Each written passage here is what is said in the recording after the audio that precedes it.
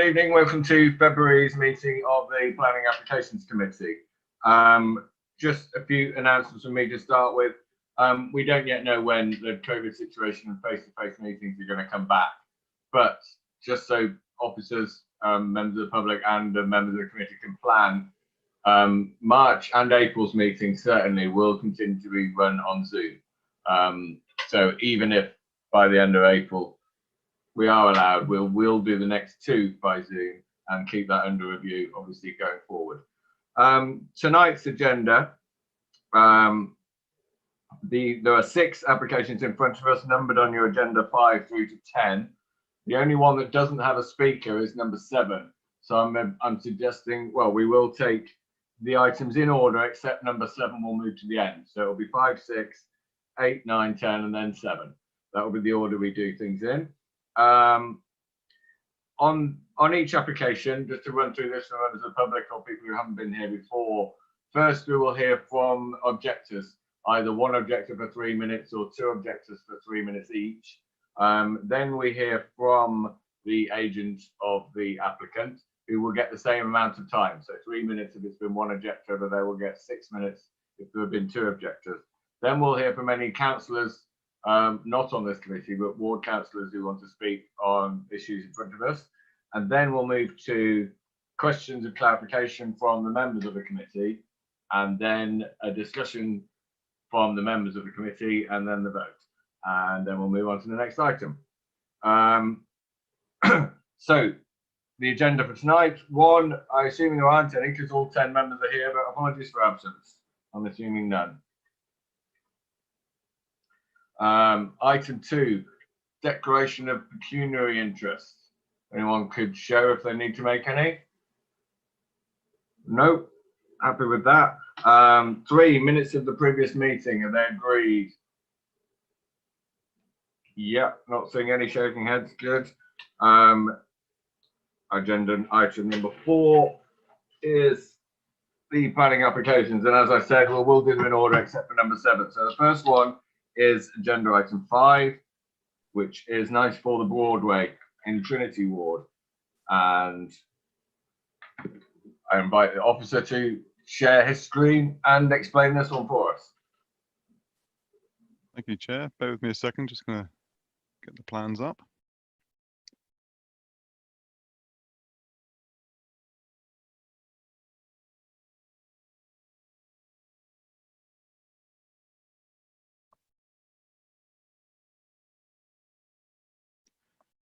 Hopefully you can all see that. Members, the application site is located at 94 the Broadway in Wimbledon Town Centre.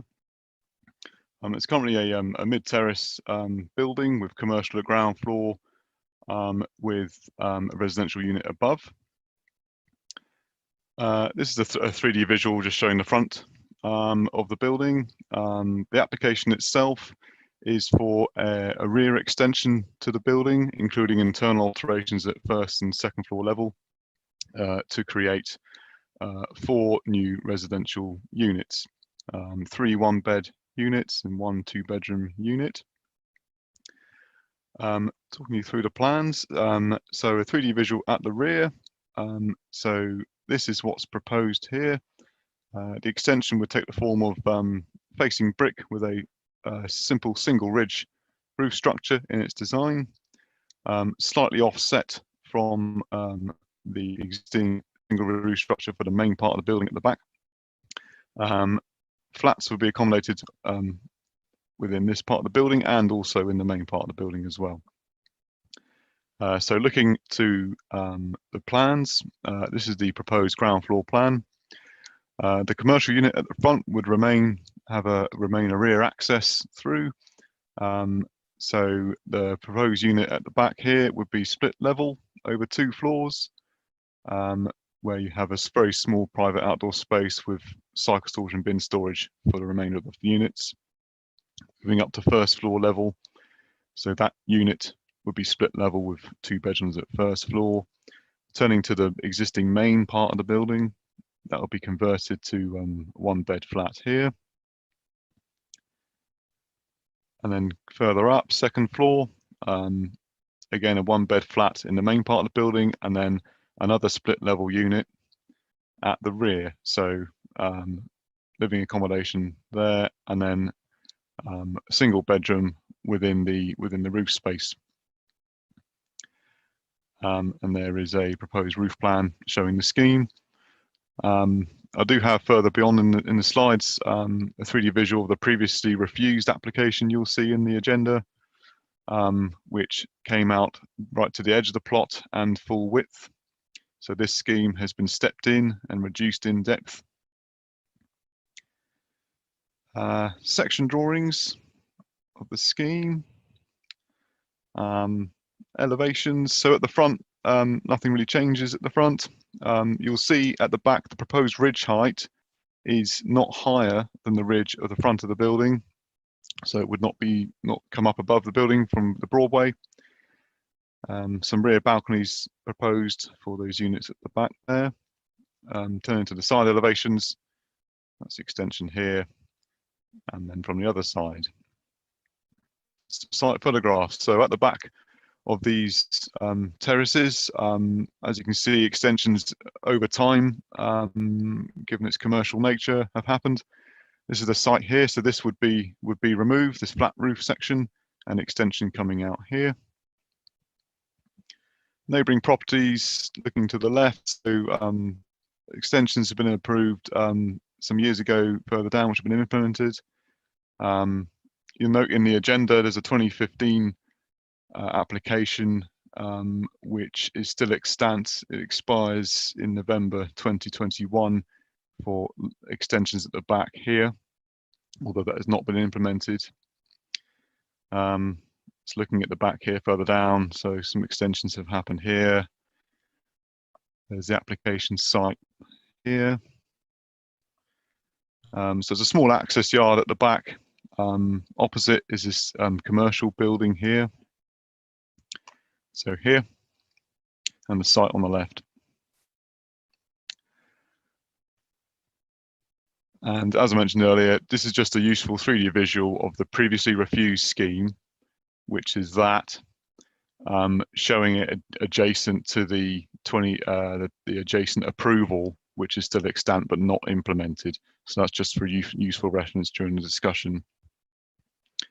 Overall, Chair, Officer satisfied the application can be granted and provides 4 reasonable size units within a town centre location. Thank you.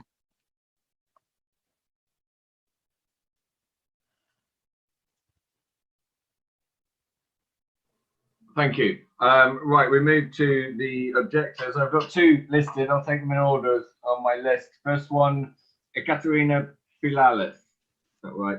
Yes. You can unmute and you all have 3 minutes. Good evening, councillors. My name is Ekaterina Pilalis. My family have been resident at number 92 the Broadway as both business owners and residential occupiers for 40 years. We are strongly opposing the planning application on the basis that the current plans would cause substantial damage to our amenity and personal lives by severely obstructing our natural light and right to enjoy our own property. My husband and I have 3 children under the age of 5 and also care for our 80-year-old mother who is disabled and has dementia. She spends most of her time in our upstairs rear kitchen living room, which has a window facing Cobden Mews and the offices opposite. The proposed extension of the wall at the back of 94 will reduce the amount of light that enters our residence immensely, particularly in this room and our back bathroom. Over 35% of our daily light will be lost. According to the Building Research Establishment Site Layout Planning for Daylight and Sunlight, a right to light is infringed when the light received by a property reduces to below sufficient levels after a development was erected, which would indeed be the case here, and this is not legal. We have worked and lived in Wimbledon for 4 decades, giving more to the local community than many of us could give over a lifetime. Our kitchen is the heart of our home, and every day my mother looks out of the window to look for her husband who passed away suddenly last year. Her view to the right will be completely obliterated by a concrete wall, cutting out a vast amount of light and forcing us to use far more electricity. This will be hugely detrimental to our well-being and our absolute right to enjoy our property, forcing our mother to spend most of her days, particularly in the winter, not only in a prison of her mind, but in a darkened cell. This is completely immoral. We would also like to point out that despite the alterations to the initial planning application, the proposed works are absolutely not in keeping with our property, which it is joined to. 1 minute remaining. Thank you, and would harm the overall look and character of the site.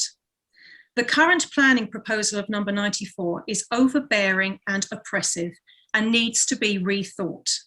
Our legal right to light and enjoyment of our home are basic human necessities that should not be ignored. Permitting such an unsustainable application can only serve to diminish the quality of our local site as a whole and bring with it unnecessary personal heartache to 3 generations of a family who have resided for so long in the heart of Wimbledon. We urge you not to approve this application as it stands. Thank you so much. Thank you very much for that. My second speaker on this one is Wasim Butt.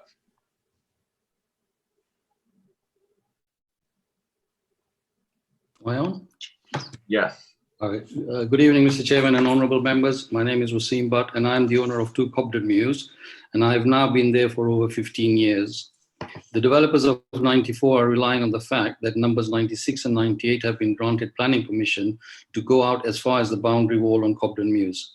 If it were not for this fact, they would probably have proposed plans keeping in line with the surrounding buildings. They would not have proposed such a huge, overbearing, invasive and visually out of character building. They would not have proposed a structure which would end up creating a tower block of bricks, irrespective of them being of an acceptable color, nature or make. They would have ensured that this development would have conserved and enhanced Merton's heritage, and this current proposal would not have been in contradiction to Merton Council's own stated policies, which are DMD2, DMD3 and CS14. The consequences of allowing this development will mean there is an increase in non-family type footfall. There will be, as already currently being experienced, the antisocial and drug dealing behavior by the increase in tenancies in the other properties, as can be evidenced by the countless reports made to the police. Also, the issue of parking and the threats faced by owners who own land which have parking facilities. This development will result in 5 single units and a loss of another existing 4-bed family-sized property without even an adequate replacement of at least one at a minimum of a 3-bed property. This proposed development would thus be in stark contrast to Merton's strategic stated policy DMT1, DMT3, CS20, and CS14. The increase in footfall of non-family type occupancy would increase this kind of antisocial behavior. Unless Merton Council can solve this issue in line with its stated policy DMD2 of safeguarding its local resident taxpayers, I strongly object to increasing the current occupancy from family-orientated to short-term lets of fly-tipping shifting strangers. I do not believe Merton Council can ignore its own stated policies, which leads me to believe it is only the precedents set by numbers 96, 98, which would allow this proposal to go ahead. 1 For minute the remaining. record, I have asked Council to look into the fact that when 96, 98 applied for planning, they misled the Council and did not declare there was an established business, Focus the Barbers, already there for over 50 years, with a lease of around 10 years still to run, which is more than the minimum 7 years as stated in a planning application. That, I believe, should lead to the planning approval being rescinded, in which case there is no precedence, and thus this application be judged as a standalone on its own merit, which is in stark contrast, as already clearly pointed out above, to Merton's own stated policies. Finally, to reiterate, I strongly object to this development being given approval in its current format. Thank you. Thank you. We'll now hear from James Cohen of the agent.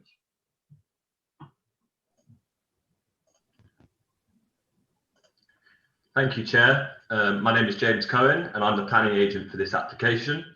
As outlined by the supporting officer, this proposal seeks the erection of a 4-storey rear extension to provide 4 high-quality, self-contained residential dwellings.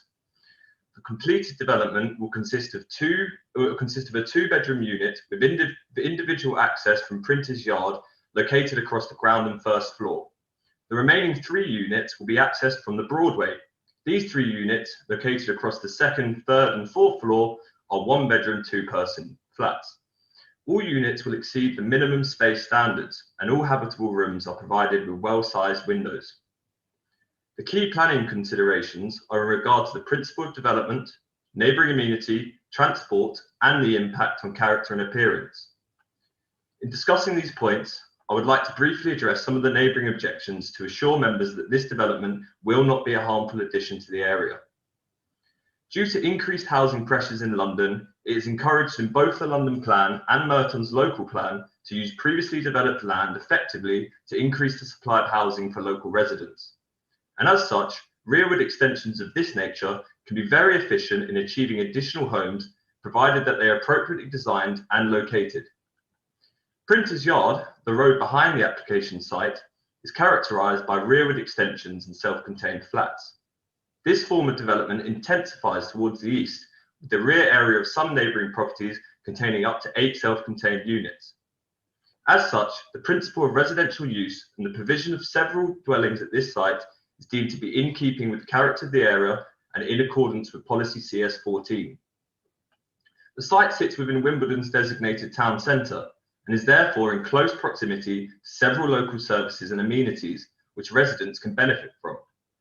As outlined in the supporting officer's report, it is felt that this location is more appropriate for the provision of 1- and 2-bedroom sized units. The existing property contains 4 bedrooms but has proved unmarketable for family accommodation. The site sits above a commercial premises, is located on a busy road, in a town centre, and does not currently have any access to private external amenity. This is considered to strengthen the principle of the proposed development at this site. Whilst more intense forms of rearward extension can be found further to the east of the site, such as the extensions at number 100 the Broadway, this proposal recognises that alterations and extensions are less substantial towards the west, and as such responds to its direct surroundings. Unlike development and planning approvals further eastward, this proposal has not utilised the full depth and width available. This is partially to ensure a development that is in keeping with the scale and character of the surrounding area, but also to ensure the protection of neighbouring amenity. This development recognises the existing residents to either side of the property and has been designed to avoid unjust impact on the amenity levels that they benefit from.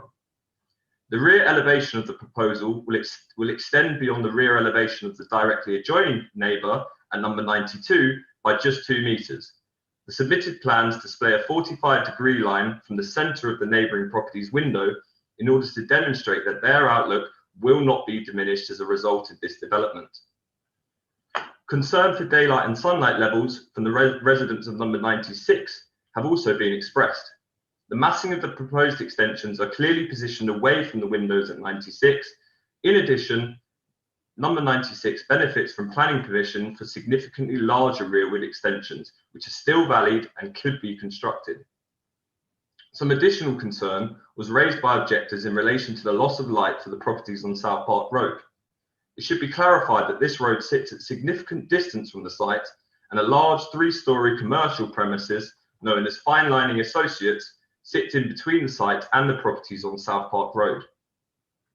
Further objection has been raised in relation to the increased footfall and traffic along Printer's Yard. It should be clarified that only one of the proposed units will be accessed by a Printer's Yard. The other proposed dwellings are accessed from the front of the site on the Broadway, which is already a busy strategic road. Furthermore, the applicant has confirmed agreement to a Section 106 process which will restrict new residents from obtaining resident parking permits. As the current unit benefits from this provision, it is likely that both footfall and traffic levels will be decreased as a result of this development. Concern was expressed in relation to the potential noise and disturbance from the proposed balcony areas. As the proposed units have a maximum occupancy of 2 individuals, it's unlikely that disturbance will be caused. It should also be noted that the adjoining site benefits from planning approval for the installation of several balconies. Dedicated enclosed refuse storage has been provided by the entrance of the units. 1 minute remaining. Thank you. Refuse has been provided in accordance to Merton Council's guidance. It should be noted that ownership and maintenance concerns regarding Printer's Yard do not hold relevance to this planning application. In conclusion, this proposal presents a well-considered and appropriate extension scheme.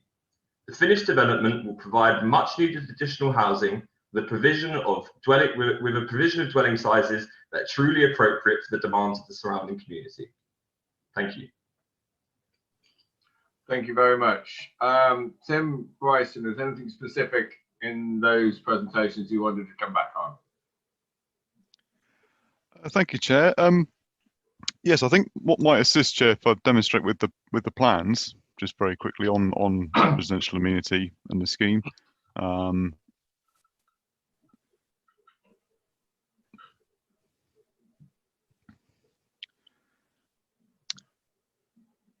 So this is the rear of the site here. So number 92 is on this side, and number 96 this side.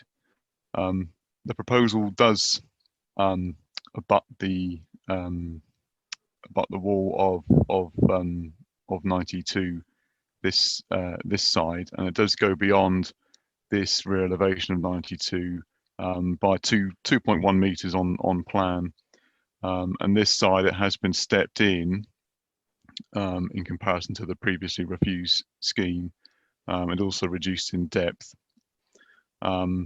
So in terms of residential amenity, as you can see, there's a variety of interaction and extensions that have happened over time to the rear of these units. And in terms of Compton Mews, is the commercial unit opposite at the back. You can just see the site here, and as I said, 2.1 meters beyond there. And officers consider that relationship to the commercial units to be acceptable. And the height, it's not going higher than the existing ridge height of the existing building, which is there. So I hope that provides some useful assistance to members. Thank you. Okay, members' questions of clarification to the officers. I see David Dean, then Councillor Dean, then Councillor Christie. I've got 2 or 3 questions, and they depend on the first question. Who owns the road outside this application?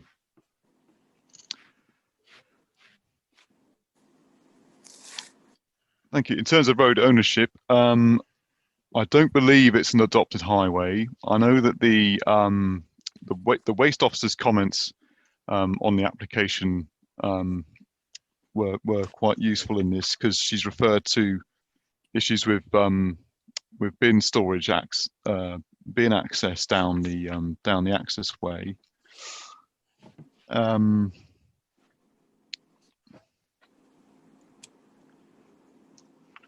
But unfortunately, I can't confirm whether or not there is a adopted public highway. But I do know, according to that representation, that Veola do go down there to serve the properties at the back there. Okay, Councillor Dean, you have 2 more brief, please. So the key thing is basically waste management will be by the council, picking up the bins, which are going to be based on the development itself. That's what we're saying. The question is the objector's view on daylight and sunlight and saying they're illegal. What's your point of view on that? The right to light legislation, so that is not a material planning consideration in terms of that process. We have to make a judgment of the plans and where the windows are. But in terms of that process of right to light legislation, that is something held separately outside of planning. And that essentially is a civil matter should someone wish to go down that route. Okay, and just one last statement, really, in terms of, so this applicant at the moment could put their bins on the unadopted highways if they wished, potentially, couldn't they? That would be my last question. Potentially, yes.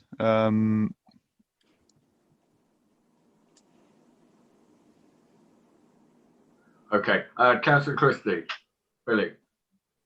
Thank you, Chair. I was actually going to ask about the speaker who mentioned that the amenity and the daylight allowed into their property would, the impact would be illegal. You suggest that it's not a planning consideration, but could I ask the impact on the amenity and the daylight? How does that compare to what the sort of the legislation outlines? Well, the applicants with this application they've not submitted a daylight sunlight study in terms of analytical analysis for that. But I wonder if I can just share the screen very quickly again, Chair.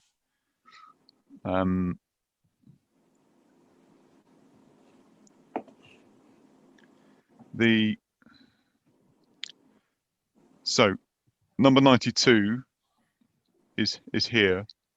And so you can see the extension proposed goes beyond circa 2.1 meters. So although it will be a presence, it is much reduced from the previous scheme, which went right out to the edge of the red line plot. So in terms of that relationship, facing north, it's within the town centre. We consider that to be acceptable, and that's the judge how we come to that judgment. You'll note from the previous refusal, we did object on impact on neighbouring community because it went far deep. There is a extant permission next door, but that hasn't been implemented, so it only gets limited weight in our assessment. But that's over here. So that's how we've come to that view. So there has been no assessment on the actual assessment on the daylight sunlight impact. As far as I can see, the applicants, they haven't submitted a daylight sunlight assessment just in support of the application. No. Thanks. Okay, thank you. I'm not seeing any. Oh yes, I am now. Councillors, first Alan Breaches and then Crow. Stephen.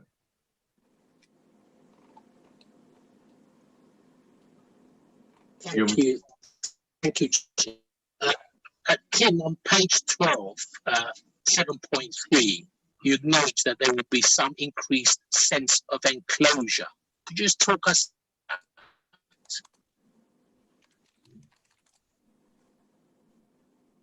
Yes, so that was in relation to the plan I just shown on screen.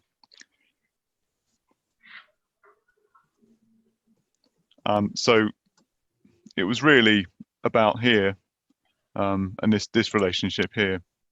So that's in relation to number 92.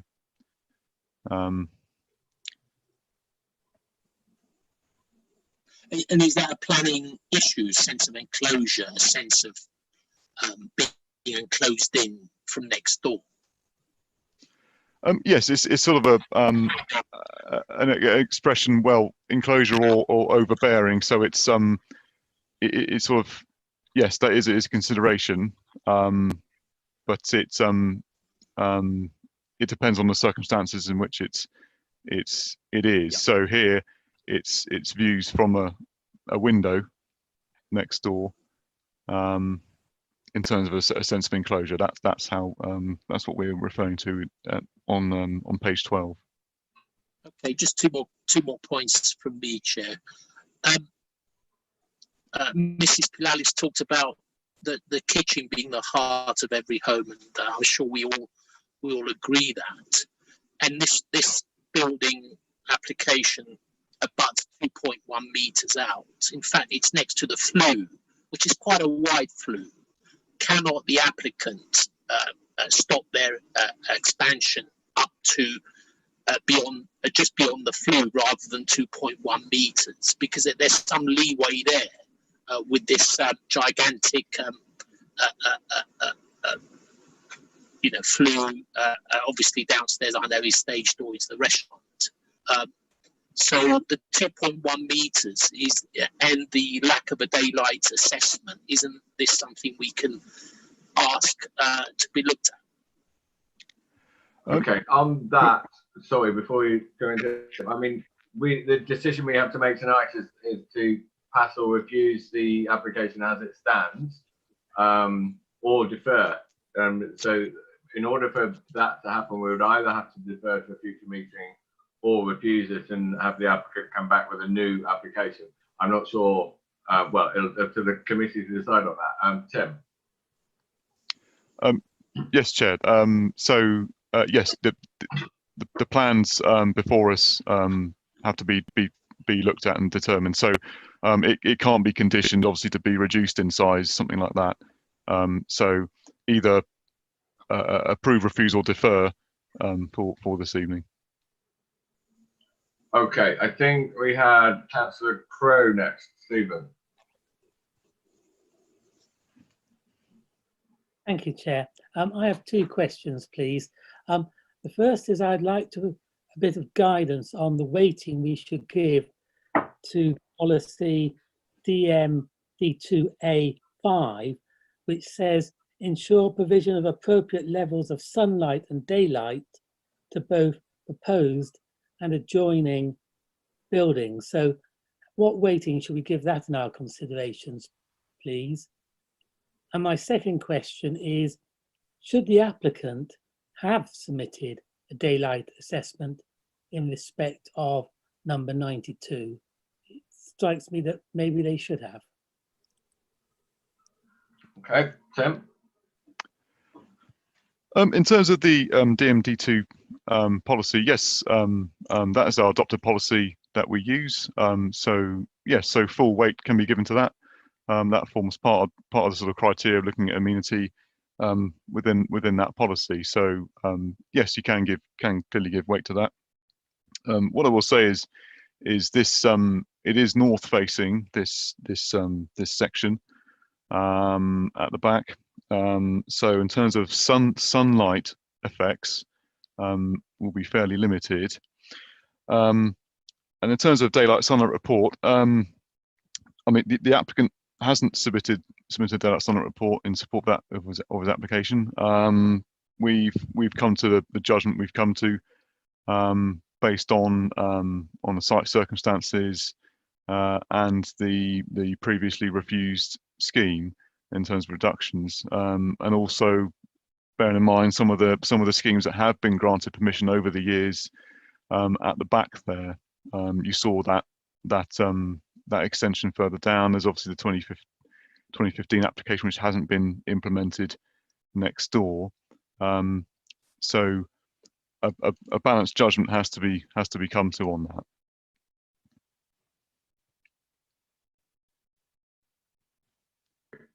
As I can't see any more questions, comments. Councillor Dean, David. I think I think councillors have asked the obvious questions, and I do accept that officers need to think about increasing housing stock, and I do clearly agree with the applicant that trying to sell a 4-bedroom flat there has been very difficult. It's not the kind of thing that would work. But in terms of what Councillor Crowe has said and Councillor Alan Brittis about DMD2 and sunlight, and also Councillor Christie, I don't quite see, I mean, this is a very, very tight area, extremely tight. And I don't quite see how this is fair on the neighbour. And also, I'm not convinced that the bins wouldn't end up on that extremely narrow road, because they're going to have to be put out. And I don't see how the lorries can get past to get to the bins to put them out, because the lorry will have to go past the property completely and then get the bins out and then put them in and then come back again. And I think that's just too tight. Clearly, if the applicant is rejected tonight and they came back with something shorter, their argument would be, we can't build 4 flats. And that's probably true. They'd have to build 2 or 3 over more than one level. But I'm certainly not comfortable with this. I think it's too tight. I think it's unfair on the neighbours. I don't think the waste collection can be done. And I agree with councillors in terms of sunlight is unreasonable. So I'm hoping somebody else will have some opinions that are similar and we can reject that. Councillor Christie, then Southgate. Billy. Thank you, Chair. I don't feel at this stage prepared to reject this application, but what I do feel that I would want is for an actual daylight sunlight assessment to be carried out and to be submitted, and for us to take a really informed view on that, given the comments from the speakers. So my preference would be to ask to defer this and to ask the applicant to submit that report, and so that we can take an informed view on whether how much of an impact this would have on the neighbouring amenity. So that's my view. Thank you. I'll take that as a proposal that we vote on deferral. I did say Councillor Southgate, so Peter, do you have anything to add on that?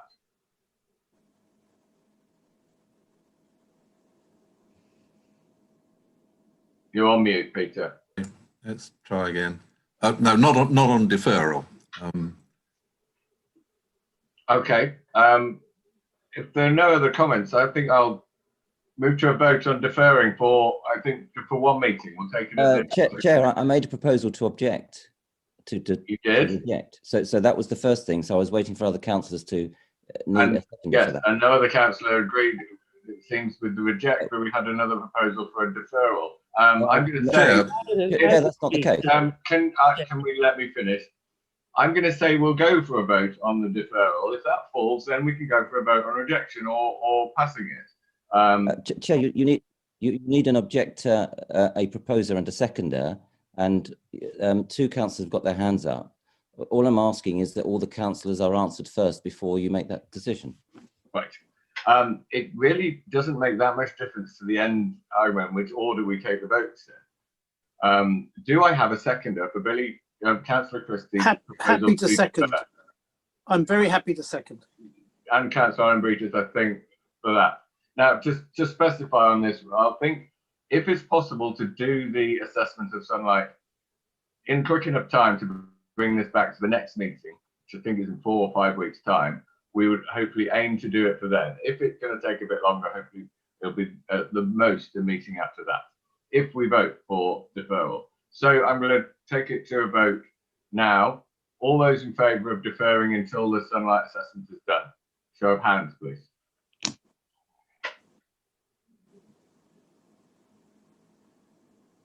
I'm seeing 7, I believe. All those against? And any not voting? I think I will be not voting as well. I make that 7-3, but it's clearly a majority in favour, so we don't need to do the Zoom vote on it. It's clearly decided in favour of deferring. So thank you for that one. We move on to agenda item 6.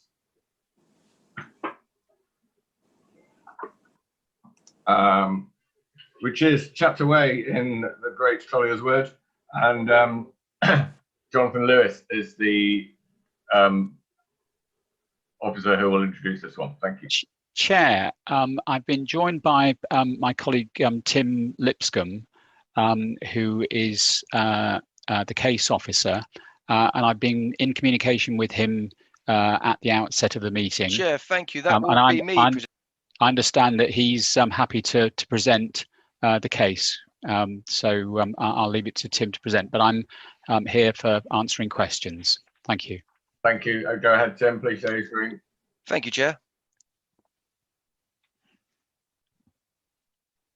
Okay, just sharing the screen now. Hopefully you'll be able to see that in a couple of moments. Oh, sorry. Bear with me.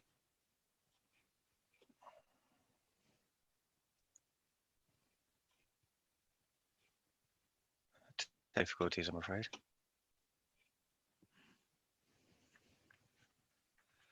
This is the area of the site. Apologies, it's come through with this green cover over it, so you can't actually see the buildings here, but this is the historic core at Merton Abbey Mills and the more recent flatted buildings. And there's 2 buildings on site here, Vista House and Prospect House, which have a similar L shape to Independence House.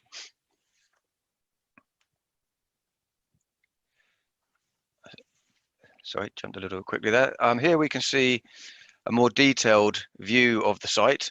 Over here is Merton Abbey Mills, just to give you a grounding in terms of location.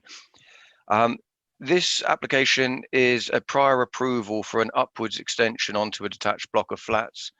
It's a new type of prior approval application that the government has built in as part of the raft of the build agenda legislation. It may be that we see more applications like this coming to committee, but I believe this is the first one that the committee has dealt with. The introduction on page 36 sets out the legislative framework for this prior approval application and critically lists what issues can form material considerations. So we are limited to those areas in terms of the decision-making process.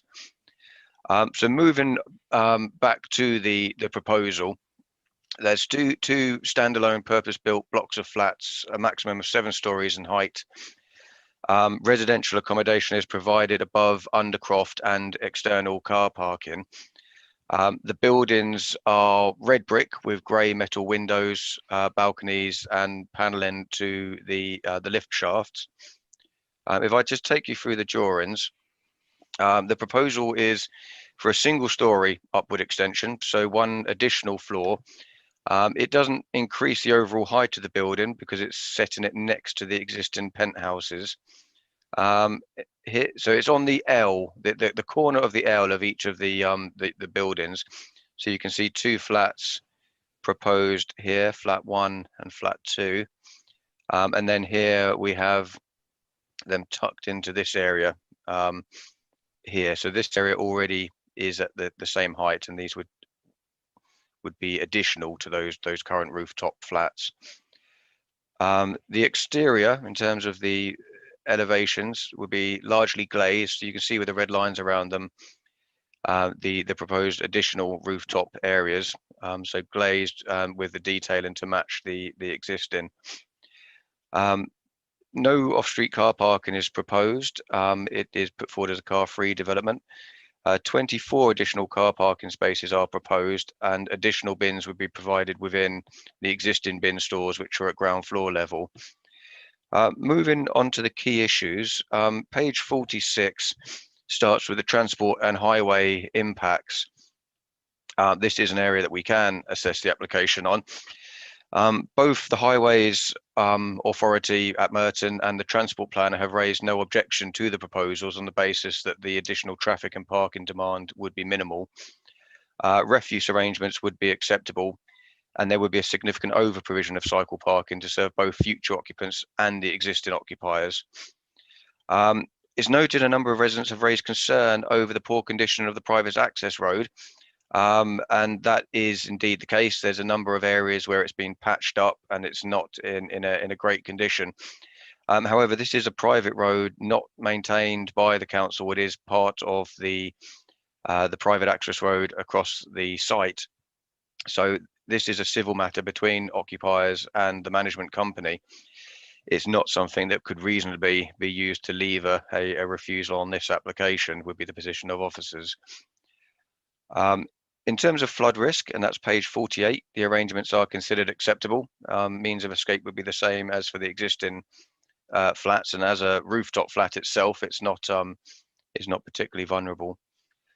The external appearance of the extension is a key factor. That's page 49. In this case, it's going to be the impact on the adjacent conservation areas, and particularly the historic core of buildings at Merton Abbey Mills. Paragraph 7.7.6 concludes on this, that whilst these rooftop additions would be visible, they wouldn't be materially harmful due to the marginal effect when viewed from the adjacent conservation areas. So there will be additional bulk and massing, but that will be subsumed into that backdrop that these buildings currently create to Merton Abbey Mills. Moving on to natural light, and that's page 50. You'll see we conclude it is acceptable. It's not a dissimilar layout to some of the floors below in some ways, but ultimately the windows are sufficiently large to provide adequate light to these units. Impact on neighbours is at page 51. This is an area that has featured in the objection letters, and sympathy is held for the people in the rooftop units who currently enjoy a completely open aspect and outlook. The proposal results in similar relationships between flats that exist on site currently. So whilst there would be some limited loss of outlook for those living on the upper floors, the loss of views there could not form a material planning consideration. Whilst there is a limited impact on outlook, it's concluded that this wouldn't be sufficient to warrant a refusal, given that it replicates the existing arrangements. A number of occupiers feel that this is a breach of the original contract they entered into when buying a flat here. However, I'm afraid that's not a material planning consideration. We have to look at it in terms of the policies rather than going beyond that. Therefore, officers conclude that the proposal would be acceptable when assessed against these very specific factors that we can assess it against. It is of note that a number of the objections relate to fire safety, and you'll see that is covered in the report, in that the way the legislation is worded is that this cannot form a material consideration and would be dealt with at the building regulation stage. Notwithstanding that, the applicant has provided additional information on this in response to concerns raised in representation letters, and you'll see that in the mod sheet in detail. Ultimately, this will be dealt with at the building regulations stage of the development, and it's noted that the existing residents are currently having an issue with the existing cladding on the building. However, that wouldn't affect the consideration of this application, which would be assessed separately. Therefore, the recommendation is for approval, subject to conditions, including delivery and service plan and details of construction vehicles to minimise the construction impact. Thank you, Chair. Thank you very much, Tim. We have the agent last, and then I've got 3 objectors listed to speak. We can only take 2 at maximum. I think we're just going to take the first 2 on my list, unless I'm advised otherwise. If you could stop sharing your screen, please, Tim. Lipscomb, that is. Yes. Thank you. So the first objector I have is Philip Kratz, and you will have 3 minutes.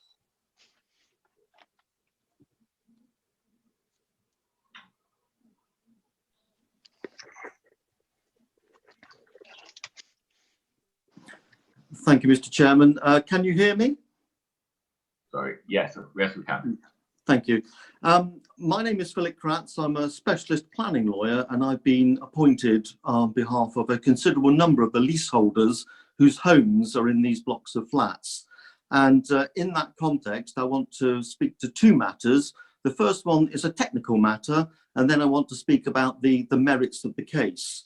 As your case officer has explained, the leaseholders have had their own worries about the cladding over the last few months or couple of years, and added to that now is the concern about what is the novelty of this new procedure for permitted development rights.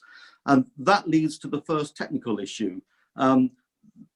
These new PD rights are summarised in 1.2 of the officer's report to the committee. That is a cut and paste from the GPDO, and these new rights apply only to development consisting of works for the construction of up to 2 additional stories of new dwellings immediately above the existing topmost residential story on a building, which is a purpose-built detached block of flats. Now, I'm on the Law Society's Planning Law Committee, and as part of the consultation process for this, all of the illustrations given were single, long, tall, thin blocks of flats, And the argument was given, well, what's another story or two on top of this? This isn't the case here. This is an architect-designed, purpose-built modern block of flats, skillfully designed, and again, as highlighted in your officer's report, to take account of the impact on the historic core of buildings at Merton Abbey Mills and indeed the adjoining heritage assets. So firstly, this application is actually out with the scope of the permitted development. It is not a development on top of the existing topmost story. And the committee would be well advised to defer the application to take specific legal advice on that. In relation to the merits of the case, again, your officers have summarised it, but the external appearance of the building, as I've said, it was purpose designed by an architect who no doubt maxed out the amount of development available at the time it was designed and built.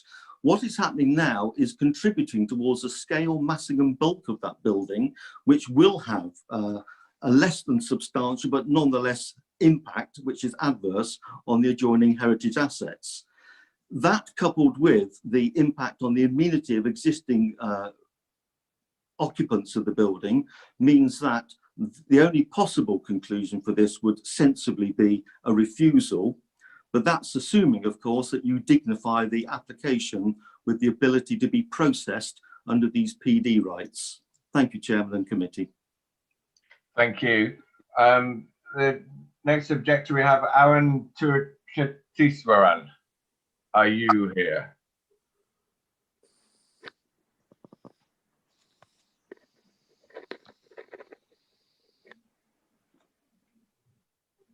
Can the officers let me know if Aaron... Chair, he Yeah. was logged in at the meeting, but I don't know whether he's lost connection. So he's not in at the moment. Yeah, he was Okay. he was at the minute ago, but I think he's lost connection. Why don't we give him a few seconds or so to come back, and maybe one of our planning officers can address the legal point that was just raised by Mr. Kratz. Sorry. Yeah, that's fine. Thank you, Chair. It is a new type of application that's come in, this prior approval. So it's not entirely clear until we get a legal interpretation what the case on that is. I would invite Jonathan Lewis, my line manager, if he's got any comments on that, because as it stands, I think we're going to need some feedback on that. It's correct. The wording is such that it is above the topmost floor. Whether it's the topmost floor of the bit that's below it or the very highest part of the building, I can't actually give you that information at the moment. So we're a little bit stuck there, I'm afraid. This is the first I've heard of this this assertion at the meeting today. So I would look to pass on to Jonathan if he has anything to add to that. Thank you. We'll see. Jonathan. Chair, I'm busily looking up the amendments to the GPDO on this. I can't provide you with an instant response. We have been proceeding in good faith on this, that the approach that we're taking is consistent with the GPDO. But the last thing I would want members to do, given that there has been local opposition to the proposals, is to let members make a decision which could then be subject of a legal challenge, because that would be time consuming and unwise. But as I've said, at this very minute, I am just working my way through the legislation off screen. If for any reason members feel that it's not appropriate to delay the consideration of the application this evening, then obviously, Councillor Ward, you may choose to offer up to members the option to defer. But if you would give me a few minutes to read through the legislation, then I'll do my best to advise members accordingly. Yeah, certainly. Well, I can't see, other officers will advise me. Has Aaron managed to rejoin the meeting? Chair, no. So if you want to go to the agent, but advising that he has 3 minutes and not 6 minutes. Exactly, yes. So Jonathan Merch of the agent, you have 3 minutes. Thank you very much, Chair. Can you hear me? Yes. Good evening, councillors. My name is John Merch from Davies Merch, and I am the agent for the application. The application requests that the council confirm my client's permitted development rights to provide an additional 5 residential homes on the buildings known as Vista and Prospect House. The development is entirely consistent with the intentions of the council's emerging small sites toolkit, which specifically identifies opportunities provided by rooftops to deliver more homes. The toolkit identifies a number of examples in the borough where such developments have been delivered successfully. The development is also consistent with the council's emerging local plan, which identifies Colliers Wood as one of the main locations in the borough for housing intensification. The application carefully considers the various tests that are subject to the prior approval process, which confirms there would be no basis for refusing permission. This is also confirmed within the officer's report. In relation to construction, I would like to assure members that my client is one of the country's largest landlords who have significant experience of these sorts of developments where there are existing residents in situ. They put the welfare of residents front and centre to ensure that any disruption is kept to a minimum. Detailed analysis has been undertaken by a structural engineer to confirm that the building is able to support the additional homes and that construction will be a relatively straightforward undertaking. Furthermore, the regulations require that a construction method statement is submitted to the council before works commence to ensure officers are satisfied that construction impacts are minimised. We would therefore ask that the committee recognises the opportunity to provide much needed additional new homes on this highly sustainable site and that my client's permitted development rights are confirmed. And just a point to add to the end, if I may, I am looking at the regulations that are set out that relate to this, and I do entirely disagree with the points raised by Mr. Kratz. Thank you. The legislation allows for the extension of rooftops on the principal part of the building. That is taken from the regulations. I'm entirely satisfied that the application fully complies with the tests of that, and for reasons previously stated, I would respectfully request that the permitted development rights are confirmed. Thank you very much. Thank you for that. Before I go any further, I don't know if there's any, we'll hear from Jonathan in a second, but what we basically have here is the agent applicant having one interpretation of the new law on permitted development rights and the objector having a different interpretation, which is obviously to be expected. I think we're going to have difficulty making a yes or no decision on this unless we've got clarity on the legal position. So, Jonathan, can you provide that clarity?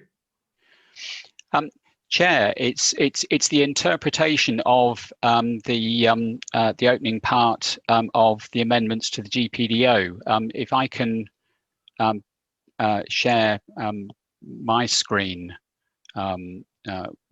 with you, I've got the bit of legislation that's been amended, and we have here development consisting of works for the construction of up to 2 additional stories of new dwelling houses immediately above the existing topmost residential story on a building which is purpose built. Whether or not a lawyer would take the view that that could be 2 stories above the part of the building immediately underneath the new extension is something that I would imagine that a developer would wish to promote, and perhaps someone seeking to resist a proposal would seek to challenge. But I'm afraid I think it's something which perhaps could be open to interpretation. And as I've said, the last thing I want to do this evening is to lead members in a direction which exposes them to a legal challenge. So all I would say at the moment is the wording of that class, I believe, could be interpreted in different ways.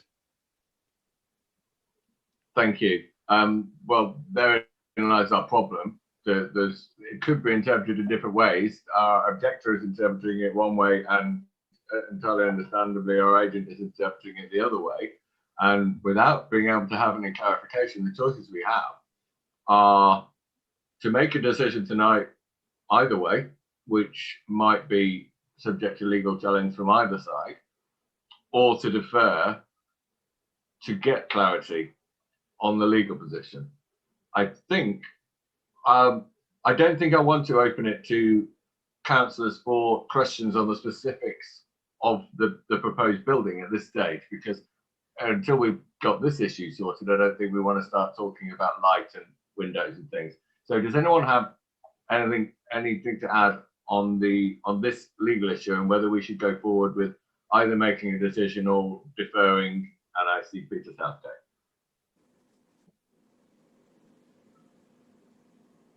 Thank you, Chair. Yes, I mean, a very significant doubt has been raised here, hasn't it? To my way of thinking, the phrase immediately above the topmost story is pretty clear, but we can't possibly risk, I think, taking a decision whilst ambiguity over the interpretation remains. And I would move for deferral. Thank you. I saw Councillor Quilliam. Anything to add on that? Yeah, yes, it was just really a follow-up to Jonathan to say if he's aware of the likelihood we'll get clarity, is and this is probably why we will need a further legal opinion, but is there likely to be sufficient I guess case law around this that would be able to inform us if we come back in the next meeting or the meeting after? Chair, I think from the perspective of safeguarding the council's position on legal challenges, it's really whether or not the council has acted recklessly or unreasonably. And I think if there was a legal opinion provided by the council's own legal services, even though that legal opinion in its own right could be the subject of a challenge, the council could at least demonstrate that in reaching its decision, it wasn't made in a reckless or uninformed manner, which I think would at least show that the council was treating the matter seriously and was doing its level best to reach a balanced and informed judgment. Okay. I think I'm reading the mood of the meeting. Can I see a seconder for Peter Stanton Southgate's motion for deferral? Or I'm seeing, yes, I'm seeing Councillor Draper. Oh, Councillor Draper first, then Alan Breathers. Thank you very much, Chair. Very, very quickly, I'm all in favour of deferral, and certainly second it should you ask. But the cladding was mentioned during the course of the representations, and given the unfolding position in the Commons at the moment, it might be useful if we're having to have a deferral to actually have some further clarity on that, particularly if I'd hate us to come back and then defer again because the Commons have changed their minds on exactly what cladding is acceptable or not. Thank you very much. That's all I was going to say. Okay, thank you. Councillor Alan Breathers, Stephen.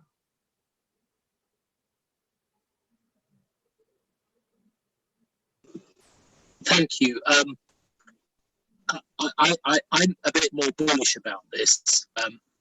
I do believe that we won't be any further forward if we defer, and the legal position is from our lawyers. The only way to get these things on the table is by taking the decision today pro the development. I think the agent for the developer has made their point, and I respect Philip Kratz and his opinion. I think this does fall into line with what we're aiming to do here in the London Borough of Merton. It is within our remit. And, you know, all this prior development and so on goes back to Mr. Or Lord Eric Pickles and so on, pitching councils with residents against each other. I think there's enough there that the interpretation that we're applying to it, if we do go for it, will be respected. I just worry that a deferral will get us anywhere forward, whereas a decision to go for more housing, which is what the pressure is on,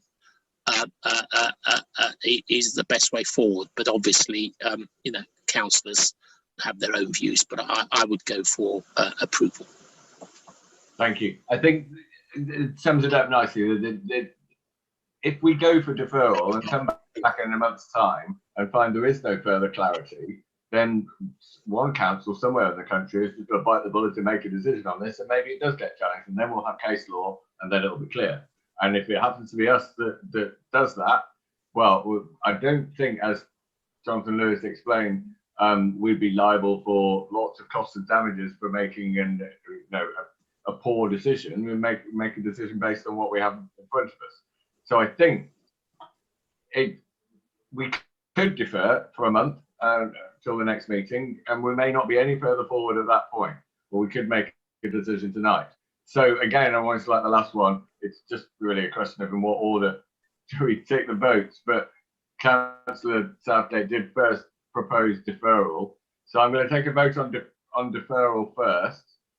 If that passes, clearly we defer it. If it falls, then we'll move to a more general discussion on approval or not of the application. So by show of hands first, and we will do a Zoom vote if this looks close, those in favour of deferral to the next meeting.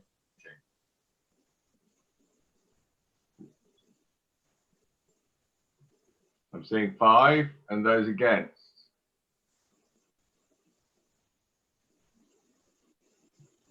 Aye. And the chair's casting votes will go against. So we're going to decide it tonight.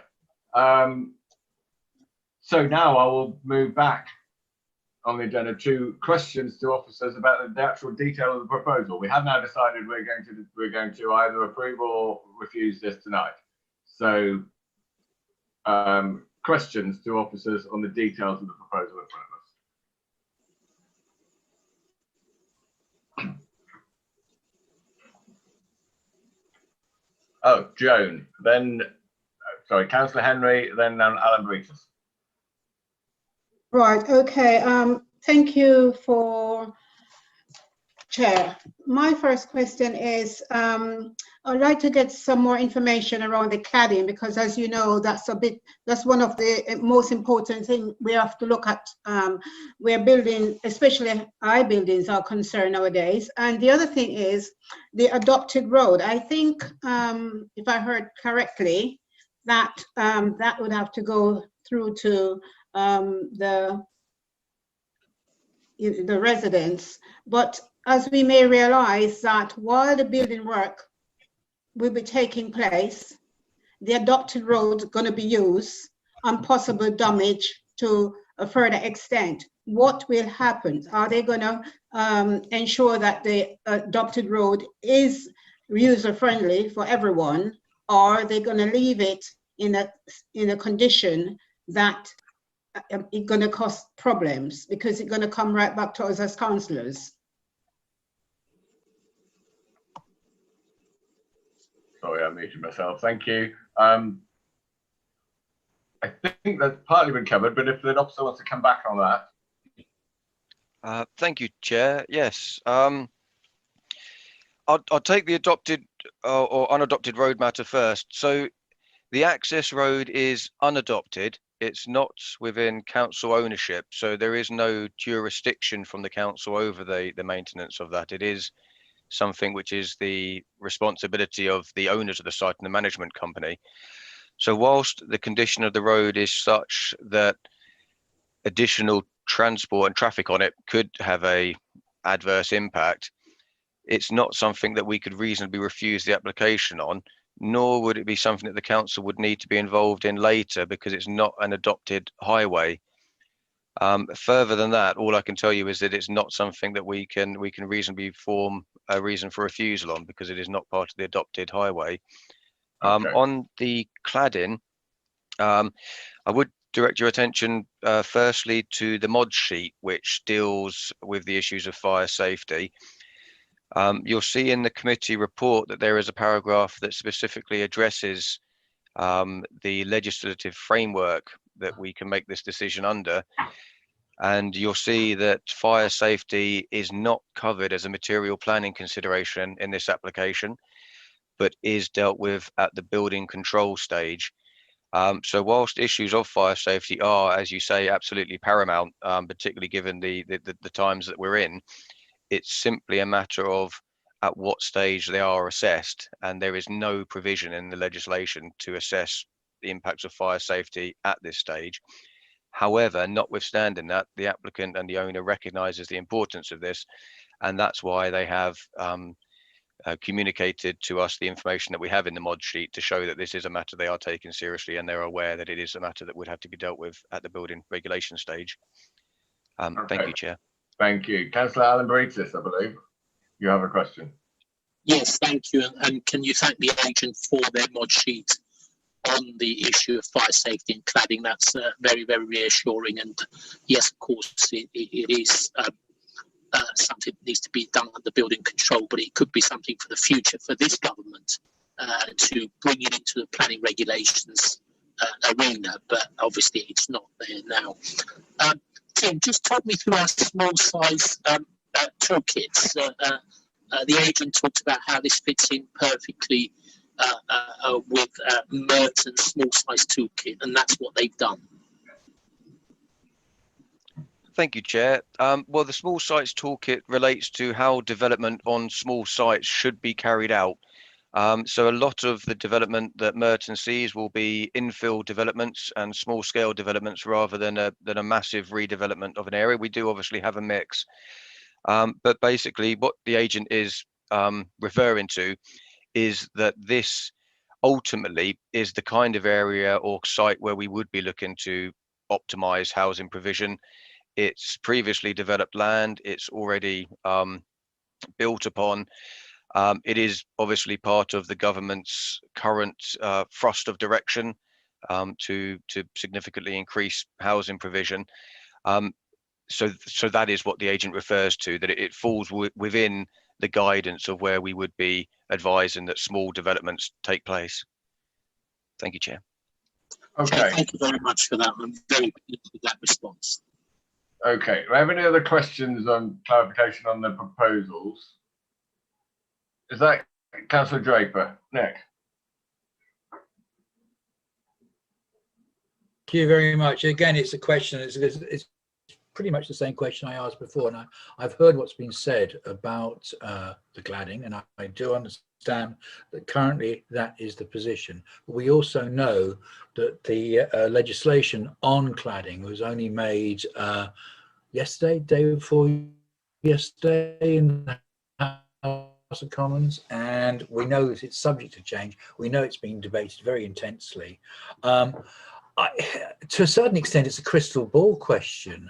What happens if we approve this, which under current legislation, apparently we have to?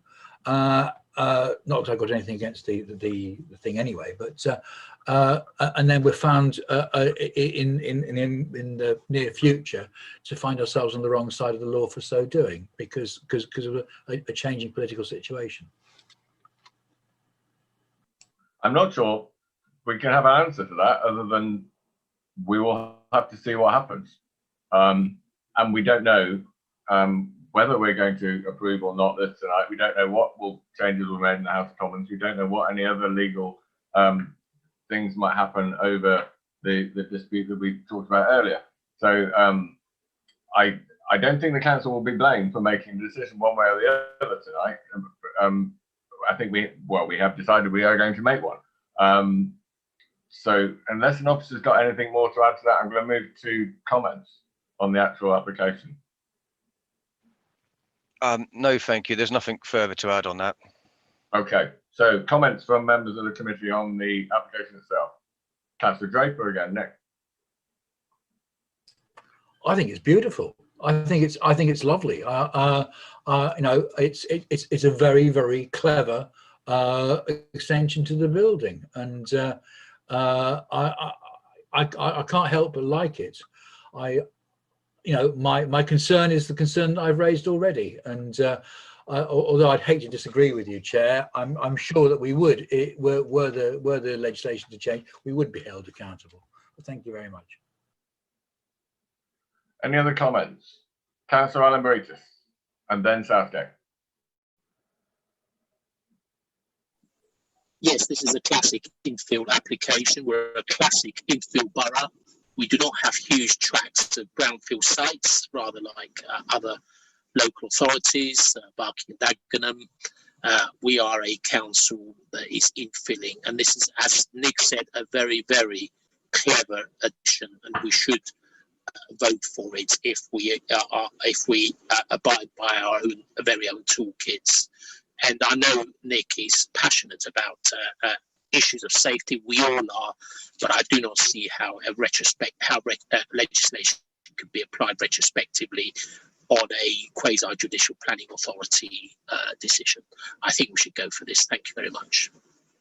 Thank you, Stephen. Councillor Southgate, Peter, and then Quillen. Chair, I can't altogether agree with Councillor Alan Breitis that this is a classic infill. I mean, it's never been done before, has it? It would be a pioneering interpretation of the PD regulations. And for that reason, I am very nervous, I have to say, about opening this up to a potential judicial review. I mean, let another council do the legwork there. These things can be very, very expensive, very time consuming. So together with Councillor Draper's concern about the cladding and, as I say, the interpretation, and that particular phrase about building, here we are, immediately above the topmost story. You know, that's not the case here. Minor things with the development, single aspect units, and shortfalls in amenity space. I don't think they actually stack up to grounds for refusal, but I'm really not happy to vote for something that is in such a fluid state in terms of legal interpretation. Thank you, Chair. Well, thank you. Well, that, I mean, it has been decided with the vote earlier. We are going to vote for or against tonight. So, and I think on the point of sort of letting someone else do it, if it has to go to legal proceedings, then, well, if in all walks of life and with as a council, if we just said, well, that's too difficult, we'll wait for someone else to do it, sometimes we have to step up and say, well, we need clarity on this, so maybe it is us that will do it. I don't know. But Councillor Quilliam, Carl. Well, I was going to start by saying I think I broadly agree with Councillor Alan Breitis, but actually I also agree with Councillor Southgate in the sense that I don't think there's anything material in here that does stack up to grounds for refusal, and for that reason, you know, given we are making a decision, and I think it's right that we do make a decision, then I'll be supporting it tonight. Okay, I'm going to take that as a proposal to go with the officer's recommendation of approval. Can I see a seconder for that? Councillor Alan Breitis. Okay, we will move to the vote. As before, if it's clear, majority one way or the other, we'll take it as that. If not, we will go to the Zoom vote to clarify. So, as a show of hands first, can I see all those in favour of the officer's recommendation of approval?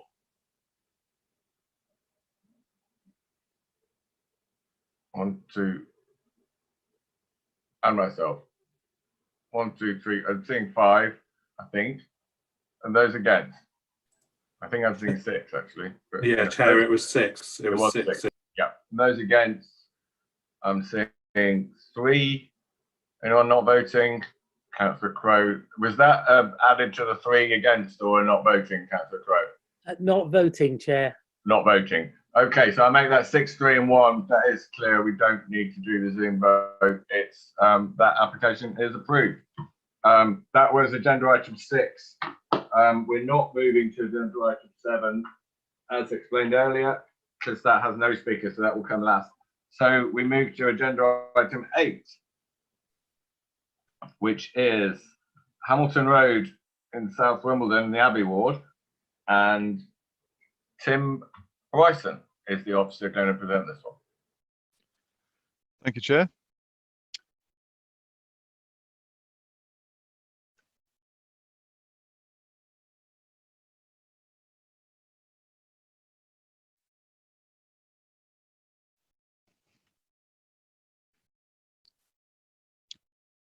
Members, so the application site is at 3 Hamilton Road in South Wimbledon.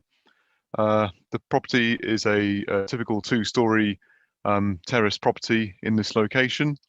The site surroundings are also residential. The proposal is existing plans, so typical mid-terrace house or traditional form in this road. Has the side return open at the moment. It has 4 bedrooms, 1 within the roof space. This is existing front of the building and rear. The proposal itself is for a single-storey rear and side extension, and also a basement under the full footprint of the house, and also under the extension proposed at the rear, and also a light well created at the front of the property as well. The proposed basement, as I said, would be full width of the plot. It would include additional living space at basement level. A rear light well courtyard is proposed with a walkover glass above, and a front light well proposed with metal walk-on bars at the front. Turning to the some roof plans. So there's no changes to the very top floor. You can just see the roof of the single-storey inside extensions here. Turning to section drawing. So what is proposed is to continue essentially the front bay window below ground level in terms of design, which would be partially visible through the flat light well at ground floor level above. On the rear, the single-storey extensions are typical brick extension with a pitch roof in the centre, infilling the side return as well. So here, just some further section drawings you can see of the scheme.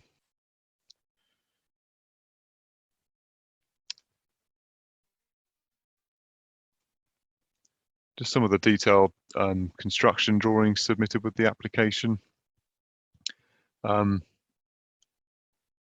Members will note the comments in the consultation submitted from our structural engineer and flood risk officer in looking at the basement aspect of the proposal. This is the site at the moment. So there's a high wall this side. The single-storey extension would come a bit beyond this wall and of similar depth to the existing side return to the adjacent property. And at the front, the proposed light well would be here. As outlined, it would be walk-on metal bars light well, and with a bay window in terms of design continuing below. If I could draw members' attention to the modification sheet, where we've had additional comments from Environmental Health Officer have come through, recommending an additional condition to be imposed. Further, our Tree and Landscape Officer has recommended additional conditions to ensure tree protection.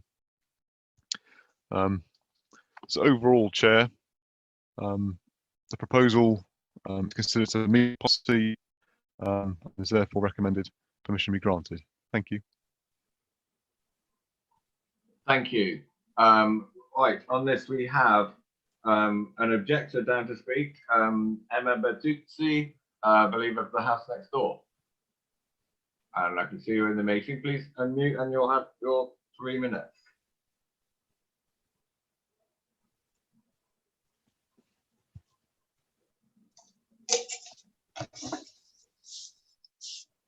Good evening. I live, as you said, at number 1 Hamilton Road. Hamilton Road is a quiet, no-tree road lined by mature trees which add character and value to the street scene. I and 20 others on the road have made written objections to the excavation for a number of reasons.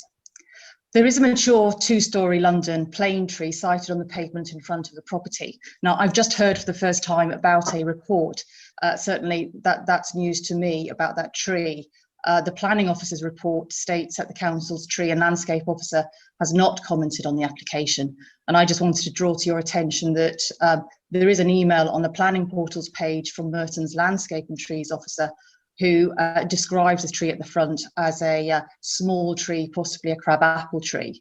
Now, she notes that the tree is likely to be affected and that the application does not explain how the work is to be carried out to the front, and is likely to be more extensive than shown on the plans. And she goes on to note that comments have not been received from the street tree side, but it's unclear now whether they have been. She recommends conditions, as does the planning officer, but this misses the point because DMD2 states that proposals for basements will be expected to not cause loss or damage to trees. And the SPD basement guidance recognises that tree roots and branches are easily damaged. Tree roots are especially vulnerable to compaction damage. Vibration during piling has the potential to destabilise nearby trees, and altered soil drainage patterns may affect tree health and longevity.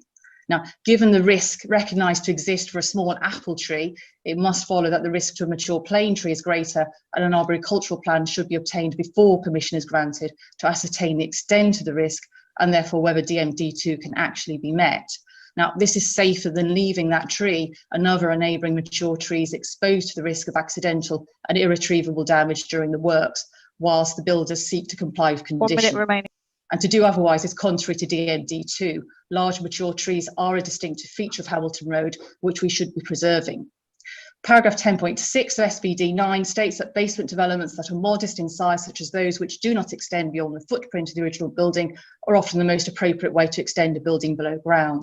And measured against this development is not modest in size, since the planned side return and rear extension are not part of the original building, and so the basement will extend beyond the footprint of the original building.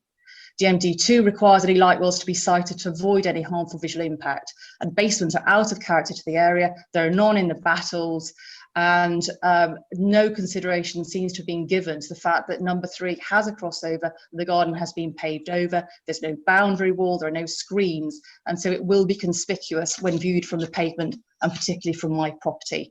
And finally, in terms of flood risk, there's a real concern on the street that whilst conditions have been imposed to avoid this, if a precedent is set, then that will affect the water table across the battles in due course. So we would urge you to not grant the permission for the excavation.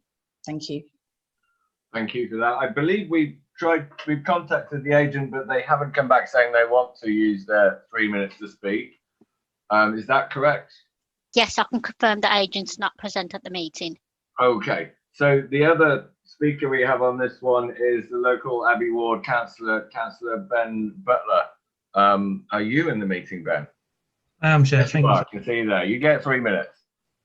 Thank you, Chair. Firstly, I'd like to thank Emma Bertuzzi and her neighbours for their work in engaging with this application. Emma has already laid out the case against this development in detail, so I'll only summarise the main reasons why I'm helping echo residents' objections this evening. Firstly, from reading in the paper itself, I'm not sure I remember seeing an application with so many conditions attached to approval. I wouldn't agree, as this report summarises, that this application needed, quote, no further assistance in its completion to then end up attaching this many conditions to carry out the work if given approval. As we've heard, amongst other issues, residents are particularly concerned with the potential loss of iconic larger trees on the street. And there's also a concern that the plans laid out do not address all concerns regarding the flooding risk. Finally, residents on Hamilton Road are rightly concerned about the impact of this application to the local character of the street. This type of development would be at odds with the type of homes that surround it. This is especially impactful if you consider the precedent, as Emma said, that would be introduced here. This application, if approved, could start a trend on the street that would further alter the character and scene of the street, and also potentially amplify the existing flood risk on the street if multiple properties were to follow similar plans. And I'd just like to thank again residents for taking the time to discuss this application, and to thank the committee tonight for allowing me to further represent their views. Thank you. Thank you very much, Ben. Right. It's Tim Bryson. Do you have anything specific to come back on those comments from the residents and the councillor? Really, Chair, with basement applications, they do get very technical, which is why we do have quite a high number of conditions on this application. It is a big basement for terrace property. Is under the footprint of the house and under part of the extensions proposed at the back. But it is less than 50% of the rear garden, which is one of the policy tests in our adopted plan. And with regards to the trees, in the absence of street tree officers input, we have sought obviously views from our tree and landscape officer on the impact on trees, and yes, she has recommended conditions further details to be submitted. And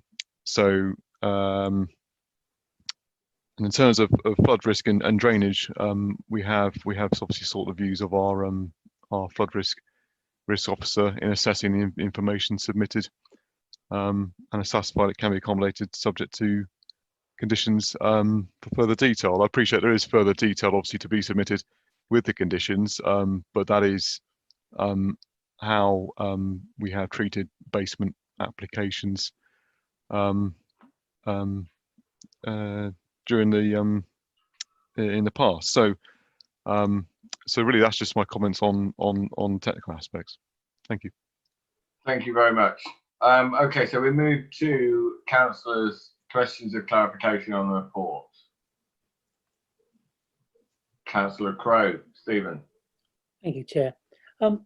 At the front of the house, there seems to be off-street parking, and that's obviously a good thing in the road like Hamilton Road, which is very congested with parking. My question is, does the front light well impact that off-street parking? Because I would hate to think you would lose off-street parking because we've created a light well because of the basement. Thank you, Chair. As far as I could see, there is no off-street parking at the front. If you bear with me, I'll just go to the photograph. I mean, the distance there, I believe, cannot fit a car on it without overhanging the part of the pavement. The light well, I mean, yes, that does come forward of the bay window.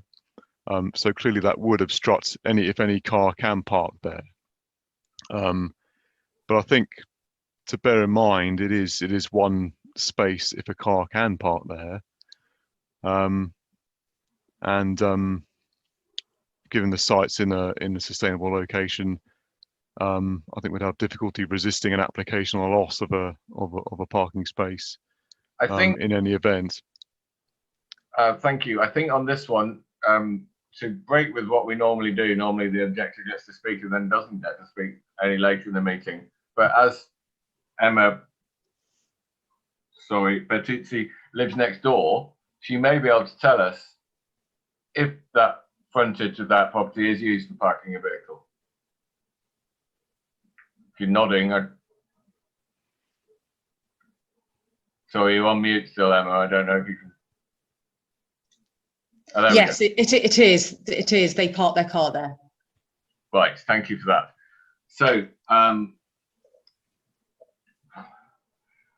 yes, there's off-street parking, and we'd hope, even if this was approved and the light well was put in, there'd still be room for off-street parking there, so as not to add to the congestion in terms of parking on the rest of the street. I don't think we can be certain of that, because the officer's response to Councillor Crow's question just then was that there isn't off-street parking. Well, there clearly is. So, do you have anything further on that, Tim?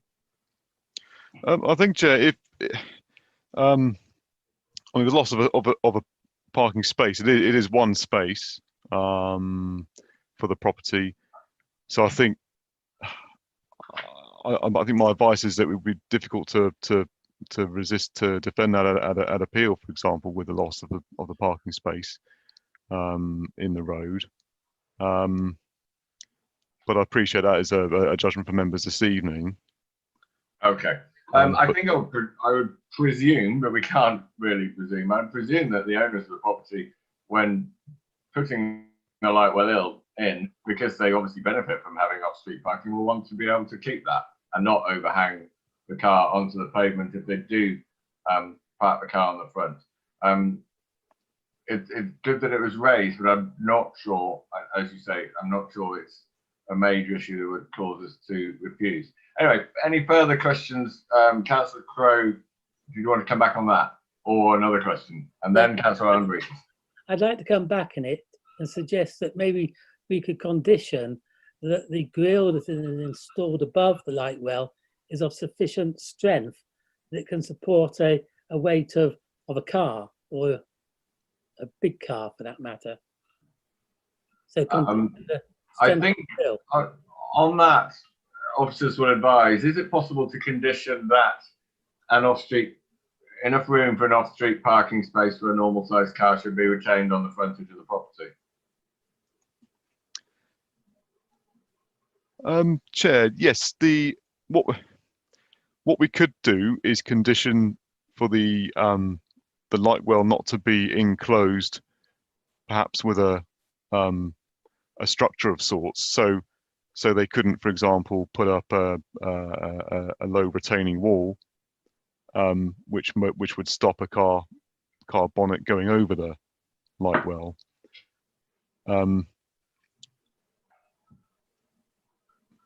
But yes, either that or your suggested condition about retaining the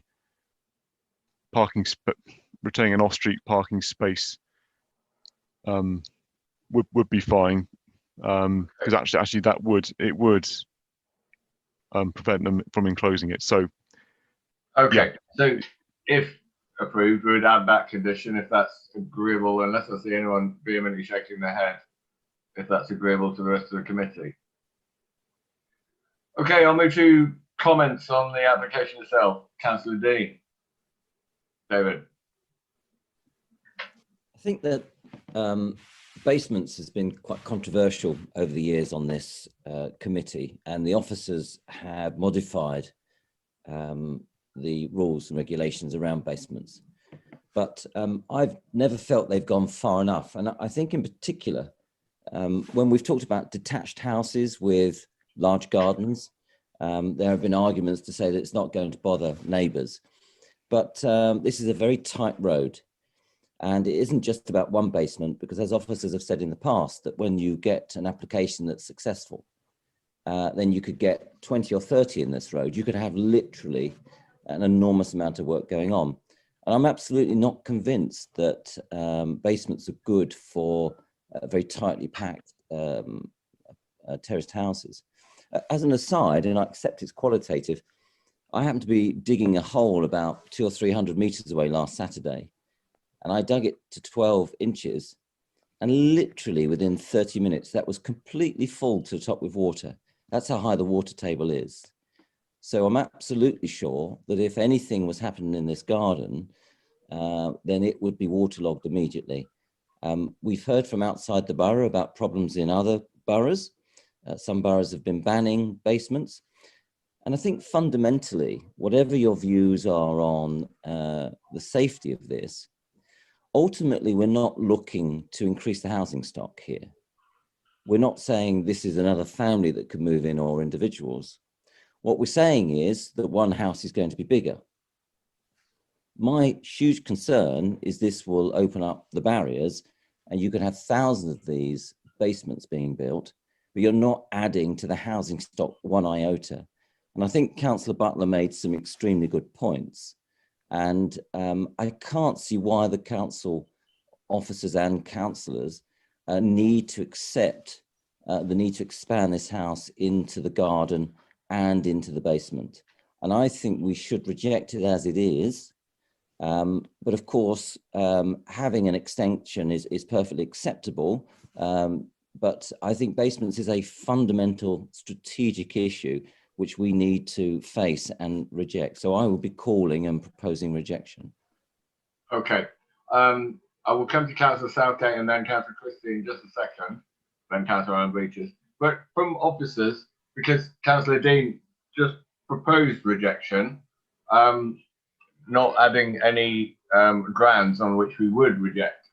If we were to reject this application, on what grounds would we do that? Chair, so I think with a basement, clearly a lot of it is underground and not visible. So I think my advice is really the visual impact of the basement. And its scale is one thing, but then we do our policy about no more than 50% of the rear garden for a basement. So we have had an appeal that comes to mind. I think it was in Highbury Road, which went to committee a couple of years ago. I think some councillors might recall it. It was a 20-odd metre basement extension into the garden. So this is the difficulties we have with basements. So although it is the full footprint and beyond of the terrace house, it's difficult to say the scale is unacceptable because of the policy. So I think visually, perhaps if the light well causes issues visually from the street scene or from the rear, but the rear is limited, obviously. So really, I think with the technical responses we've got on the file from our experts in terms of structural and flood risk, I think really sort of visual impact aspects of the basement is obviously still one of the key considerations with the basement. Okay, thank you. There are three councillors up, and I'll take Councillor Christie first, Billy. Thank you, Chair. It was to say the objector, sorry, I can't see her surname, so I don't want to mispronounce it. The objector said, or a large portion of her contribution was to talk about the impact that the proposal could have on the tree that's outside the front of the property. And we weren't really able to have a sufficient response to the concerns that she raised. And it's in the modification sheet that one of the conditions will be that additional additional information will be supplied before development can go ahead. That is the third time tonight out of 3 applications that objectors have raised concerns, and we have not been able to be provided full information or be satisfied that we, in making a decision, are or have satisfied ourselves that the objectors' concerns have been met. So I suppose my concern here is that we are being asked to make the decisions, which I understand the need to actually make decisions, but my concern is that applications are being brought to this committee without full information, particularly where it pertains to the concerns that objectors are raising and presumably have raised in writing before this committee. So that's the comment I would like to make here. I don't know whether I want to reject this application or not, and it concerns me that concerns have been raised by the objector, and we are not at this decision-making stage able to respond to those concerns. So that's the comment I'd like to make. Okay, thank you. Councillor Southgate, Peter. Thank you, Chair. This basement, it's vast. It's 113 square metres, and just to remind members, that equates to two one-bed, two-person flats. So I guess there are a lot of and yet we know, I mean, fundamentally it's underground. It does not form part of the public realm. We can only challenge, if we wish to, the surrounds, the light well, and so on. I mean, if members are minded to approve this, I would like to add a condition that its occupancy should be ancillary to the enjoyment of the host dwelling. That's the sort of language that will meet with Mr. Lewis's approval. I just, it would be too easy, and hypothetically one might ask, what would happen if in future application came back to run a set of stairs down to the basement from the front? Could be easily done from that hard standing as we've seen it. Would that, would that meet with approval? Or would it be possible to resist it? So, as I say, we need to be confident. And Councillor Dean rightly points out, it doesn't add to the stock of housing in the borough. But equally, thinking of areas of Victorian London, we don't want really to be creating a whole new wave of basement flats, do we? So that's a suggested condition. Officers may wish to comment. Thank you. Thank you for that. Yes, I think that's a point, that if you gave permission for this, it could be possible to convert the whole of the basement floor into a two-bedroom flat and rent it out. What guard against that do we have, officers? Chair, the suggested condition of ancillary use is perfectly acceptable to use, and that's the only guard we have, essentially. Okay, thank you. So, yeah. I had Councillor Alambritis, Stephen, I think, raised his hand earlier. Yes, thank you. I'm really surprised that we're going on and on and on about a modest application for a basement extension, which is the law which the government has put into place. I know a lot of local authorities, Tory, Kensington and Chelsea, Tory Wandsworth, are backtracking all the time with regard to their basement applications. This is modest, this is small. I know it's the first one, provided the amenity for the houses on either side are vouchsafed. There's an industry in basement extensions with regard to structures and safety. I think we really should be spending this long on an application given by a professional technical officers of this local authority for a modest basement extension, and we're spending more than half an hour on this. Please, let's get some sense and pass this so we can get on with our lives. Thank you for that, Stephen. I see you, Councillor Dean, but I think, taking into account what Councillor Alambritis has said. He made 2 points, though, that are not correct. It's very important, Chair. I will give you a minute or two. Go on, David. First of all, this committee is a quasi-legal committee. It's not about leaving the meeting as soon as possible. It's about respecting both applicants and objectors. And I'm hearing constantly about moving on. I think that we haven't been furnished with all the information.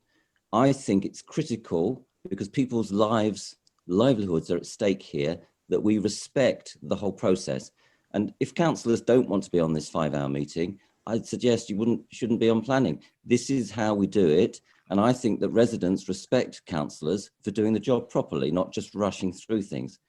I think that Councillor Southgate is right. The huge sizes, if this is modest, my God, I mean, blimey, this is bigger. I know, you know, some people live in very large houses. This is bigger than most houses that I've seen. And there is a huge impact. And it isn't just about today. It's about the fact that already 2 other people have said they were keen to watch today. And if this basement goes through, they'll be doing the same thing. So therefore, I think that we should, and it's not a government proposal either. This is the regulation by the London Borough of Merton. So that's why it's important that you take your time to understand the principles in this case, rather than just poo-pooing everything that comes through. I say that we reject this on impact. I think it's important for the people in the Abbey ward who live in lots of very tight terrace houses, which are wonderful, which compared to many parts of the borough are not that expensive, except they are very expensive. But we should think about the residents who live in the area and think about the possibilities here. And we reject it on impact, ask them to come back with something smaller, respect the people that they live amongst. And I'm proposing rejection based on the officer's request of impact. And I hope others will support me. I can't see what the problem is. We are not increasing the housing stock. We are protecting the residents. I don't see the issue there. Okay, thank you. Well, as it makes no material, nobody has proposed deferral on this, so it's accept or refuse, and it makes no material difference how we do the vote on this. So I'm going to move straight to the vote.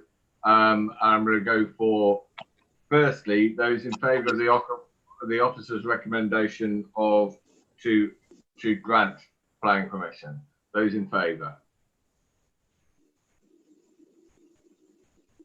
I'm seeing 3. Those against. I'm also seeing 3. Those not voting. 4, which means it's a tie, and I have the chair's casting vote. I'm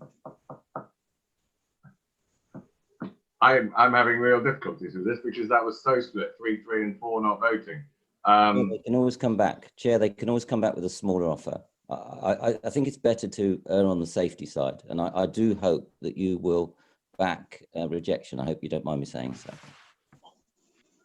I think, taking into account Councillor Christie's comments earlier on the trees and the information, I'm going to also not vote, meaning it's a tie, and suggest a deferral. Is the member of the committee in agreement with that? Shall we take a vote on that? To defer for a meeting to get further information. All those in favour?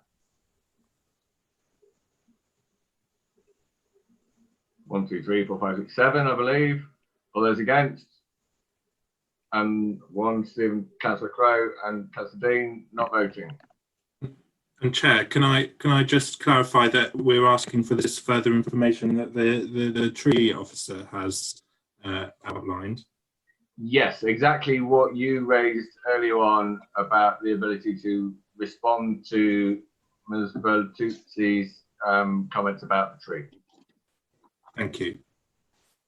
Okay, that one, number 8, is decided. We are 2 hours into the meeting, and do members want a 5-10 minute comfort break?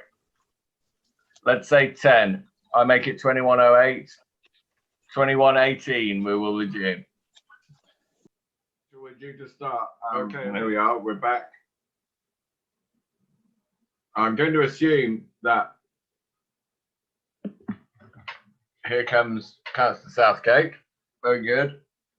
Councillor McGrath's back on video. I'm assuming Councillor Christie is there and will be rejoining soon.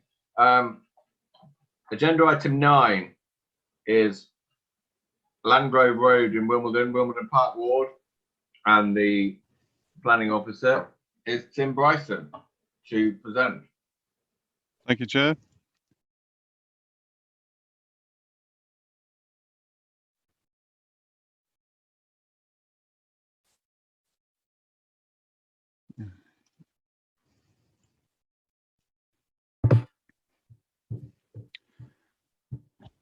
Thank you, Chair. The application, members, is on in the corner of Landgrove Road and Strathern Road in Wimbledon.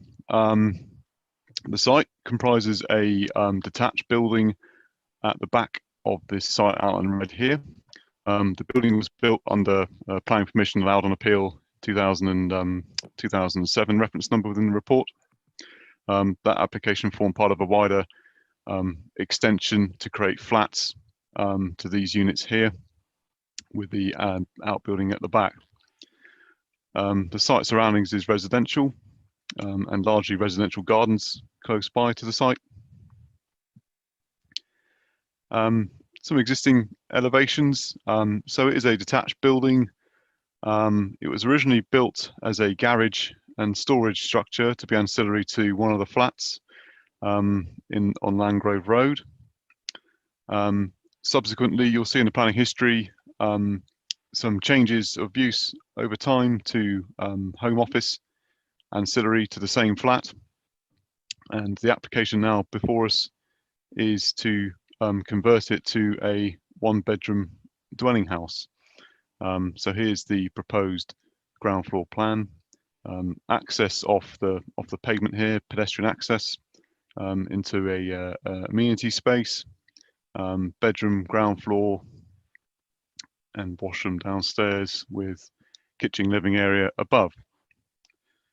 The proposed changes to the building is on the elevation that faces the road itself, with a new window inserted there, along with windows inserted within a new garage style door elevation here to provide light to the bedroom downstairs.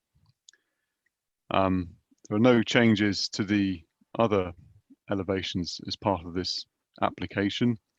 The application has been subject to amendments within the modification sheet, where you'll see additional consultation response received and officers' response to that, and also officers in terms of reassessing the gross internal floor area of the building have recommended the amendments to the tables within. So this is a section drawing just showing some of the headroom at first floor level to the building, and some site photographs. So this is the building here. So the access would simply be through here, pedestrian access. That's where that new window is going, and the windows above the garage door here. As I said, it formed part originally of a planning permission, which you can see that's been built out here, subject of the appeal in 2007 for flats. On the site itself, as you can see, it's a typical brick structure, and here as well. So there are no changes proposed to this part of the building. Access will remain the same, and the only changes, physical changes to the building, is on the elevation that fronts the road. Overall, Chair, officers consider it's a good use of an existing building and provides acceptable standard of accommodation for future residents. Officers therefore recommend permission be granted. Thank you. Thank you very much. We have speakers on this. Two objectors, both from their addresses seem to be very local to the site. First one is James Davis. Are you here? I am, yes, thank you. And you have 3 minutes, thank you. Thank you. Councillors, if you permit this development, you will allow the planning process to be abused. Planning permission was given for the construction of this garage on appeal as part of a wider development in November 2008. The grant of planning permission was subject to a condition that the building only be used as a garage. Notwithstanding that, the garage was not constructed in accordance with the approved scheme. Two large windows were built into the side of the garage, as you've just seen, facing the rear of properties on Landgrove Road. The internal layout was altered to add a bathroom. A garden was created to serve the garage. And it's been revealed by drawings produced today that the height of the first floor was built a foot lower than the scheme permitted, thereby allowing it to comply with prescribed residential space standards. Why would a garage require large windows, a bathroom, and a garden? A further planning application was made in 2017, seeking to remove the condition restricting use to that of a garage and permitting use as a home office. In light of the unauthorised elements of the construction, concerns were raised that this was a precursor to use of the building as a dwelling. In 2 emails to the planning officer, which you should have, Mr. Bennett of Magenta Planning Limited responded to those concerns. He said, "The letters of objection are mainly focused upon an unsubstantiated concern that it is the applicant's intention to convert the building into a dwelling at some future stage. 1 minute remaining. The applicant has no intention of converting this building into a dwelling, either now or at any point in the future, and there is no intention of converting this building into a residential flat. The car parking space is no longer required, and this application simply responds to that change in circumstance." Permission was once again granted, yet here we are. Mr. Bennett supplied on behalf of the same landowner to convert this garage into a dwelling. In recommending approval at paragraph 7.2.4 of his report, the planning officer notes that the dwelling would be unusual and out of character, but points to the previous change of use as justification. The way these planning applications have been conducted has been thoroughly disingenuous. If you permit this development, you will allow the planning system to be undermined. You will encourage applicants not to comply with the scheme approved, 3 minutes, Chair. build unauthorised additions in the hope that through successive applications, they can achieve what they could not in the first place. Okay, I'm going to stop you there. You've gone over your time, but thank you very much for that. Martin Long, I see you here. You have also 3 minutes. Thank you, Chair. Good evening.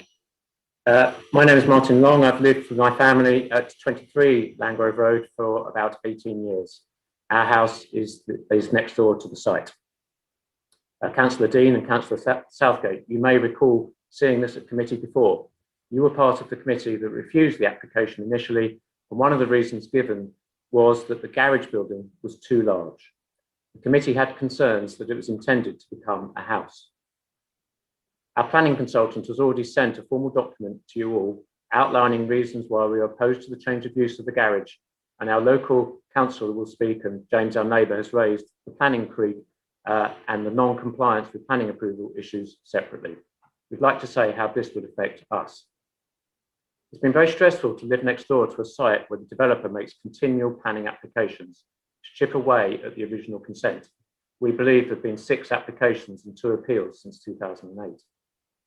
The planning inspectorate's original approval highlighted the garage conversion issue and put in specific clauses that the garage should not be used for residential purposes and that roof glazing should be obscured to prevent overlooking. Nothing about the site has changed since then to alter the overlooking aspect. In fact, it has been made worse by the unapproved inclusion of 2 large windows at ground floor level, which were shown in the photographs, and upstairs garage windows being openable, and indeed they are often open, as it's the only way to ventilate the upper floor. This negates any value of obscuring the glazing. Our existing boundary fence with number 25 is already 1.8 metres high. This fence does not solve the overlooking problem because we are higher up Landgrove Road than number 25, and the garage garden is over a foot higher than the garden of number 25. The fence does not provide enough privacy, and in any case does not resolve any of the overlooking issues from the first floor levels. The proposed conversion has its entrance only about 10 metres away from and looking directly into our property. Anyone entering or leaving cannot help but to look directly into our garden and our kitchen at the moment, where we spend a lot of our time. Conversely, only last week, anyone who is in the first or second floors of 23, 25 or 27 Landgrove Road could very clearly see the naked body of a person showering in the garage through the large window. This lack of privacy is a concern both ways, I should imagine. The new home, we believe, is effectively a goldfish bowl. There is a huge difference between this building being a home office for a single person and it being a home. The hours of use are completely different and the impact on all neighbours is considerable. It would totally remove the privacy of our garden and kitchen, especially in the evenings and weekends we are most likely to be using them. We would therefore urge the committee to refuse permission for this change of use. Thank you. Thank you very much for that. I have the agent down, Mr. Nigel Bennett. As there were two objectors having 3 minutes each, you have 6 minutes. Good evening, Chairman, members of the committee. This is a very logical and appropriate opportunity for a new home in the borough. It's previously developed land within a existing street frontage. It involves the conversion of an existing structure that already has planning permission for a home office on both levels. Circumstances do change. And at the time of that letter that was referred to by the objector, there was no aspiration from the applicant to convert this into a house. Circumstances change, and this will actually stay within the applicant's family. So it requires as you've seen from the officer's report, it requires very minimal external changes to facilitate the proposed residential use. There'll be no impact on the street scene whatsoever, other than an improved front street elevation. No impact on the character of the Kenilworth Avenue conservation area. And I don't believe any impact on the amenity of the neighbours either. There is an appropriate screen there with the rear of the Landgrove Road property. No new window or door openings that would affect them. Provides good quality accommodation and amenity space to satisfy all of the council's relevant space standards and those of the London plan. Our only query on the officer's report is a recommendation for a car-free agreement. This is a PTAL 2 zoning, so it's quite low public transport accessibility. There is actually quite a lot of spare capacity on this street and in those surrounding it. And by reinstating the curb, the proposal does actually create a new car parking space on the street. So it does feel just a little bit harsh that the new occupier will be restricted in this way. So if members are minded to approve our application this evening, could we perhaps ask them to have a look at that and consider whether it's actually really necessary for it to be car-free in this location? Thank you, Chair. Thank you very much for that. Our final speaker on this is Councillor Una Moulton, the member for the ward in question. You also have 3 minutes, Councillor Una. Thank you, Chairman, and for inviting me to speak. And I do so on behalf of the local ward councillors for Wimbledon Park Ward. We support the objections from residents concerning this planning application and the change of use of the former, and I have to say it with light-heartedness, garage situated behind 25 to 27 Landgrove Road. Committee members, this building was never built with the intention of using it as a garage. And indeed, when it was built, there was a step up to it, meaning it can never even be used as a garage, and I'm not aware of it being done so. The building was not built in accordance with the approved plans. Indeed, it was built with a number of additions contrary to the planning permission. The roof windows, hardly necessary for such a garage, should have been opaque, as specified in the plans, to protect neighbours' amenity. And 2 additional large windows were added onto the side of the building, directly facing the rear properties on Landgrove, and the internal layout was altered to add a bathroom. In addition, a garden was added to serve this garage. Chairman, there is a record of persistent breaches of planning control. It's clear that the building was never ever used as a garage, but firstly as an office, and was subsequently granted permission as a Home Office. However, it's also clear that they'd always wanted to use it as a residence and a dwelling, contrary to a number of promises and statements made by the applicants. And indeed, as local councillors, we had to take up complaints with the council when it was rented out. The planning creep is exactly what was feared by local residents and neighbours and has caused them stress and anxiety over many years. Neighbours object to their loss of amenity, as clearly there's a difference between the use of this space as an office and the use residentially, with increased noise and overlooking from both the building and the garden. Councillors, we believe that if this application is approved, the council will be condoning these breaches and rewarding them. Residential use of this building will adversely affect our residents' amenity, and we confirm that we support the objections made by the residents, and we would urge you that all committee members refuse to grant this application. Thank you for listening. Thank you, Councillor Moulton. Right, the next part is questions of clarification on the plans. I see Councillor McGrath. You're still muted, Simon. Sorry about that. Could we There just we have go. some clarification, please, from the officers on whether or not the current building breaches the previous planning permissions? I was surprised to hear about these windows, and whether or not there have been any enforcement actions on any of those breaches. Thank you. Thank you, Chair. In terms of enforcement actions itself, I'm not aware of any. In terms of the ground floor windows, yes, they were different to the original scheme allowed on appeal. But the ground floor windows, the alterations, which you can see in the photographs, they form part of this application before you this evening. So you'll note in the modifications sheet, in looking at the conditions on the appeal scheme, we have reinstated the condition for them to put in the obscure glazing for the roof lights. It's somewhat unclear whether they are obscure glaze or not, but we have reimposed that condition so that they have to be obscure glaze.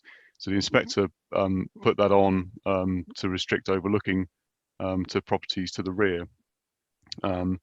So the changes have happened over time, obviously, with the applications coming in to convert it to home office use.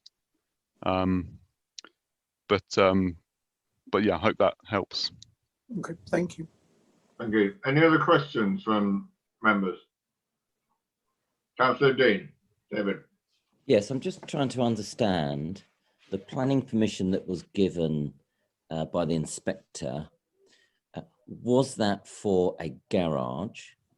And has there been any other planning applications since that application was approved by the inspector? Yes, so but carry on, Tim. Yes, so the original application in 2007 allowed by the inspector, it was for a garage with storage above. Then you'll see in the planning history, then subsequent applications, first to various conditions to allow for use of the first floor space as home office ancillary to one of the flats, and then again they applied again to convert the ground floor, so the loss of the garage to home office as well, ancillary. So that is the planning history there, which is within the agenda. Yeah. Any other questions? Councillor Andreas, Stephen. Can the officer, Tim Bryson, just clarify for us, is it the law of this land that someone can put in frequent planning applications on the same land for different ideas over the years? And is there a stopgap. You can't do it every month, or there has to be a certain period of time. But is it the law of this land that anyone can put a planning application in for any piece of land for whatever they desire? Yes.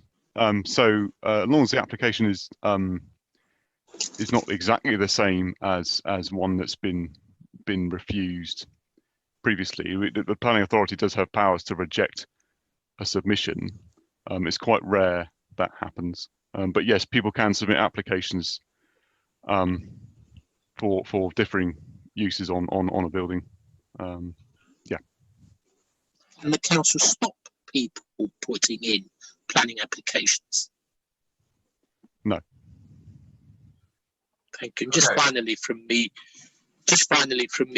you say it's a good use of an existing building. Just clarify that for us. Well, the building itself is of a reasonable size. It's got its own access from the road, and it's at the back of the flats at the back there. It is a reasonably large building for its location, but the physical structure of it was allowed at appeal. It was refused by the council, but it was allowed on appeal. The inspector felt it was an acceptable as a structure. So what we have to look at this evening is the use of it as a one-bedroom house, essentially. And given the outdoor amenity space it comes with it, and its access, and it's a house, we think it's quite a good use of the building. Okay, I'm not seeing any other questions, so I'm going to move to comments from members of the committee. Councillor Draper, and then Crow. Thank you very much, Chair. I'm afraid this is one of those you snooze, you lose. I've listened very carefully to what Councillor Ambrittis was saying and to responses given. You've got, as a councillor, I believe it's a maximum of 4 years to object to changes made and insisting that they're brought back to within the planning application, what was agreed at planning. That clearly hasn't happened here. And there has been a change of use, legally or otherwise, and we are where we are. I'm afraid that given that, what the officers are saying is absolutely right. Well, I can't see how we could object to it. Thank you. Thank you, Councillor Draper. Councillor, did I say Crow next? Did you? Yes. And then Councillor Dean. Thank you, Chair. I am rather unhappy about how we've ended up in the position we have ended up. It seems to me that an application was made for a garage, but a garage wasn't built. Then the inspector approved the garage, and then we, perhaps misguidedly, at the planning committee, approved change of use to home office. And now we have an application to turn it into a home. I find this all very unsatisfactory, but I do understand that we're here to judge the application that has been made tonight. The application that has been made tonight is to turn this existing building into a home. So the question is, what are the planning rules and regulations around this situation? And I turn to the National Planning Policy Framework for guidance, and I look at paragraph 127, and it says, planning decisions should ensure that A, developments add to the overall quality of the area, B, are visually attractive, and C, sympathetic to local character. Well, this building as a home in this location does not meet either or any of those requirements under the National Planning Policy Framework. So I think this application should be rejected on that basis. Thank you. Okay, Councillor Dean. David. Then I'll come to Councillor Henry. Well, morally, I agree with Councillor Crow, but I do think Councillor Draper is correct. And there is, if this wasn't a serious subject, there's an irony that the applicant is asking for a parking space because he doesn't have one. He does. It's called a garage, which he's got planning permission for. If he doesn't want to use his garage, that's his problem, nobody else's. But I do think Councillor Draper's correct, and I will be supporting his opinions. Councillor Henry, Joan. Thank you, Chair. And I must say, I do apologise. I'm not taking part because I have a very bad internet connection. So I moved to a different direction now, so I hope it's better. Okay, I've listened to what everyone had said, and I had a very good look at the present situation and the past. And I think, according to the planning application, it's fit for purpose. According to what is there at the present is not fit for purpose. And I think the present, the application and the present building that would be in force would be a character for the area. And I definitely will approve this application in the sense that it will improve the area. Thank you. Thank you. I'm not going to comment myself. I'm going to move to the vote. All those, by a show of hands first, all those in favour of this application? I see 5. All those against? I'm seeing 2. All those not voting? Also seeing 2. So I've got 1 missing, but it's 5, 2 and 2. I think it's clearly passed. So as per the officer's recommendation, planning permission is granted. We move to item 10.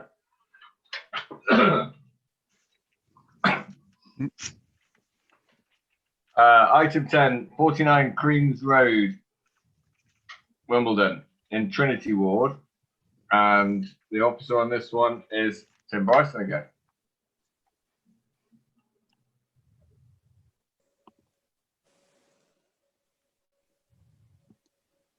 Thank you, Chair.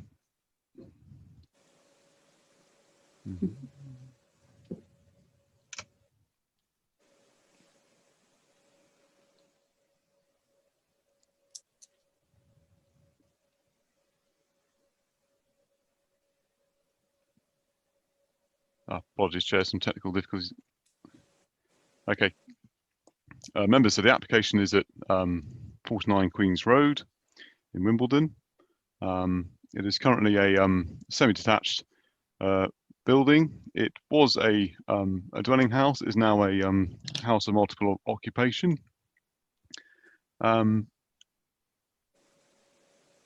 This is existing site plan at the moment. Fairly large semi-detached building in traditional form. So as outlined in the report, it is in a house of multiple occupation currently, with a bedroom, ground floor, 3 communal areas, shared kitchen as well. At first floor level, another shared lounge and 4 other bedrooms. The proposal is to add an additional bedroom within the roof space through the proposal of a rear dormer window with some roof lights proposed. So in terms of the additional bedroom, this is it proposed here. The plans were amended during the application process following concerns with the visual impact of the original submitted dormer window, which was wider in both directions. So that has now been reduced in size to be of similar design to the one on the adjoining property. So this is the proposed additional bedroom within the loft here. It's of a decent size. Every bedroom has its own bathroom within this house building. In terms of elevations, 2 roof lights at the front there, and a dormer window here with another roof light there. Oh, that photograph's a bit small, but this is existing front of the building. As I said earlier, it's quite a wide property. And a photograph from the rear. So the proposed dormer window would be up here. As I said, it was amended during the application process by the applicant following our concerns raised, and also the removal of a large outbuilding that was originally proposed.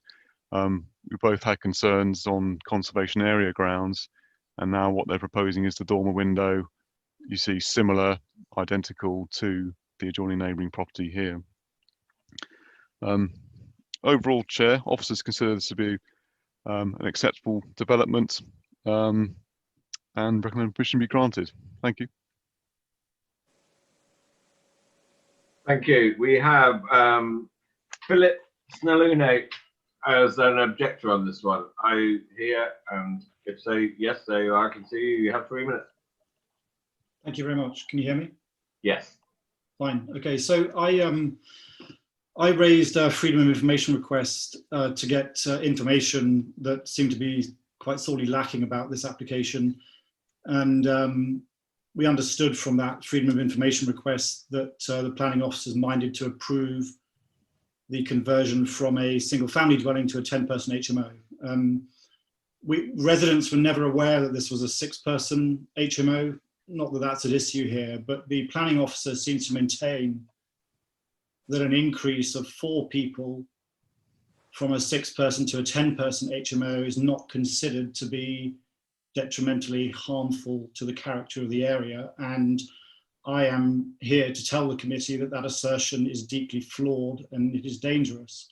The real issue here is not the proposed amendments to the application outlined in section 2 of the agenda item document shared for this meeting, which are welcomed, but the prospect of 10-person HMOs and the clearly detrimental impact this has on the character of the conservation area. And it's that I would draw your attention to. The officer notes that a large number of homes are not single dwellings, but I'm afraid to say that flats are one thing, a 10-person HMO is another. What's incredible about this is that in his write-up on suggesting this should be approved, he cites Dudley Road by reference to the character appraisal, which you can find on Merton's website. And he says residents are asked to swallow the idea that because the local character description of Dudley Road is peaceful and quiet, and that description paragraph goes on to say, unlike Queen's Road, that somehow Queen's Road is fair game for a development that is detrimental. Because parts of a conservation area are quieter than others, those less quiet roads in the conservation area seem to be fair game for this officer. He concludes that with reference to the relatively small increase to a 10, it's not detrimental, well it is. So there is now very real visual clutter at the property, quite apart from the refugee-like compound of sheds at the rear. We now have 8 wheelie bins, all landfill, no recycling undertaken, a washing machine and a tumble dryer plumbed into the front drive, and now the eyesore parking bollards on the pavement driveway border. The property for local residents, and this is what I hear from local residents, is that it is more like a slum and it diminishes the character of the area. Adding new housing stock or increasing affordable dwellings is no doubt very appealing, but this application of a 10-person HMO is excessive overdevelopment and cramming. It doesn't create good quality rental options, it creates slum rentals. So in summary, it just doesn't follow that Queen's Road has been appraised as suitable for this kind of development as a 10-person HMO. The council has a legal duty to preserve the character of the area. Approving the HMO will trigger many more applications like this and will destroy the character of the area. So this is a misunderstanding and a misrepresentation. Sorry, you have done every time. Thank you. I'm going to have to stop you there.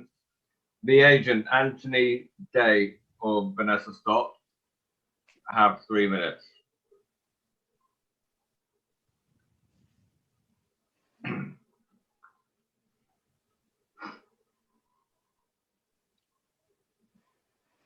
Mute. Okay. Hi. Hello. We actually.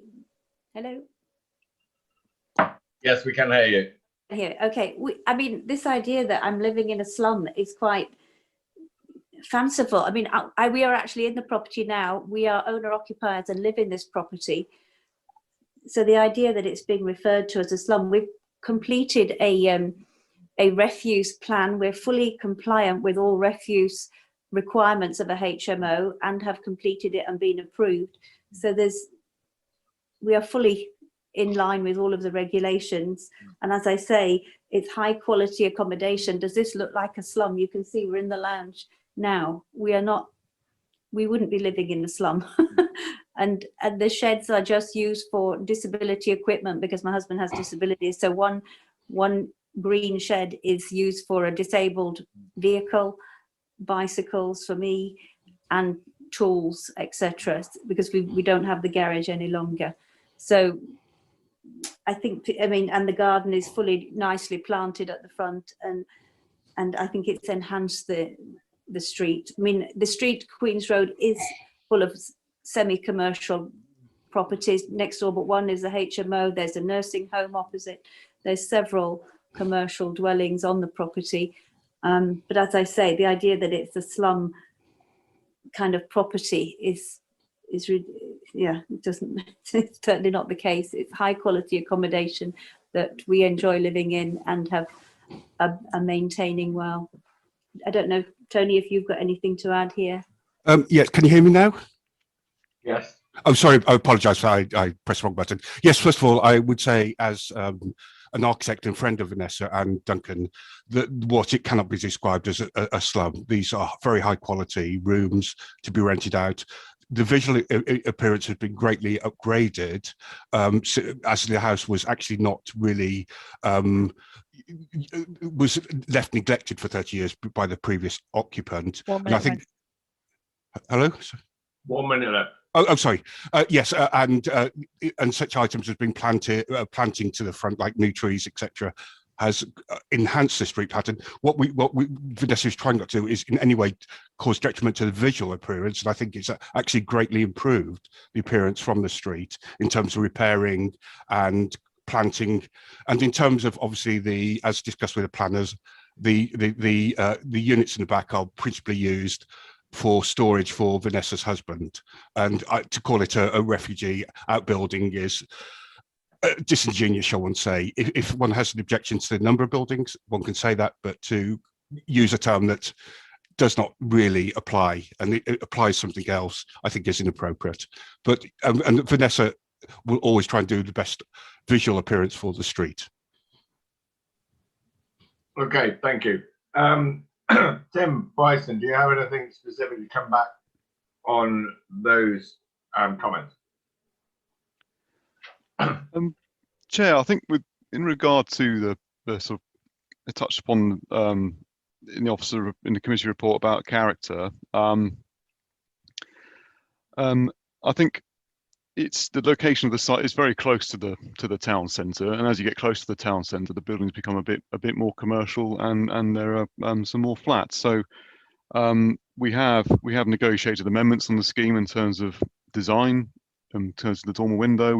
The applicants removed a large outbuilding proposed, which we objected on conservation area grounds, and to say that increasing the size of a form of residential property just by the use of it in terms of a house of multiple occupation, we can't say that's out of I can't say it's harmful in itself as a use to a conservation area. And we have, in terms of bin storage, we have put a condition on requiring details of that, as this does provide an opportunity to provide proper bin storage facility for this site. Thank you. Thank you.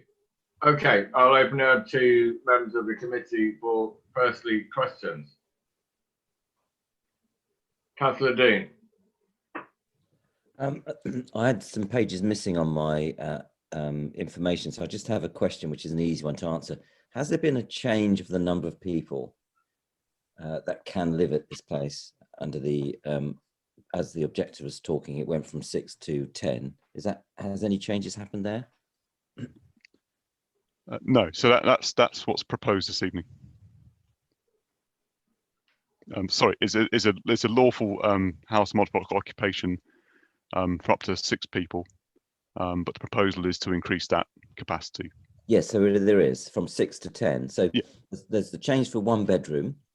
But essentially, more people can live in the other bedrooms than they can currently. Yeah, okay. Okay, any other questions? Councillor Ambritis. Stephen. Thank you. And thank Tim for his report. Can I just refer? Can I refer to 631632? That if we do give planning permission to this, that there will be a requirement for a separate license applications and work with the council with regard to the HMO going from 6 to 10. That all that will fall into place.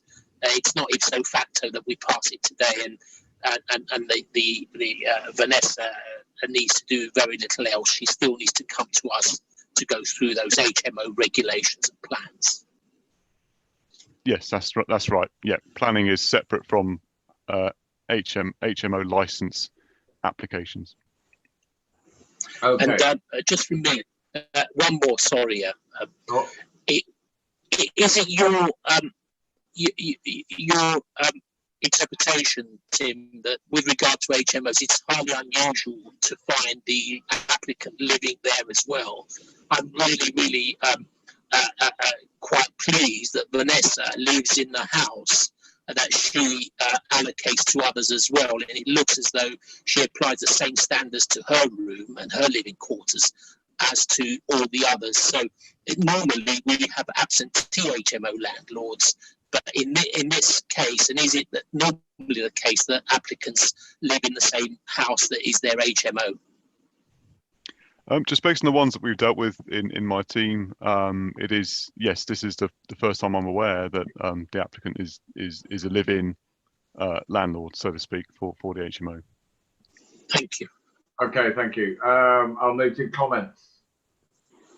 I'll go with Councillor Henry first, then Councillor Grove. I just would like to say well done to the applicant and thank you for all what you've been doing, and also good luck, and I will definitely would like to see the application approved. Thank you. Councillor Crowe.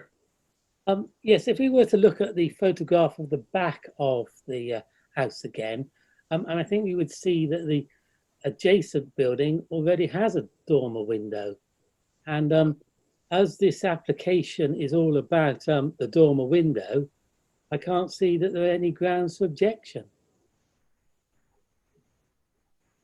Yes, thank you for that. Any other comments? Was that Councillor Draper? Yes. Nick.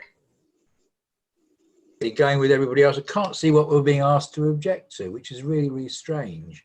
I'm not exactly sure why this is even here, but thank you very much. Thank you. If that's all the comments, I'm going to move straight to the vote. The vote is on the officer recommendation to grant planning permission. All those in favour? 1, 2, 3, 4, 5, 6, 7. I see 8, 9. I think I see 9. Yep, with my non-vote, that's unanimous. 9. None against my non-vote. That's passed. We move to the final agenda of the night. The final planning application of the night. Agenda item 7, which is Fairgreen Parade in Cricket Green Ward. And the, excuse me, officer on this is Jonathan. Thank you, Chair.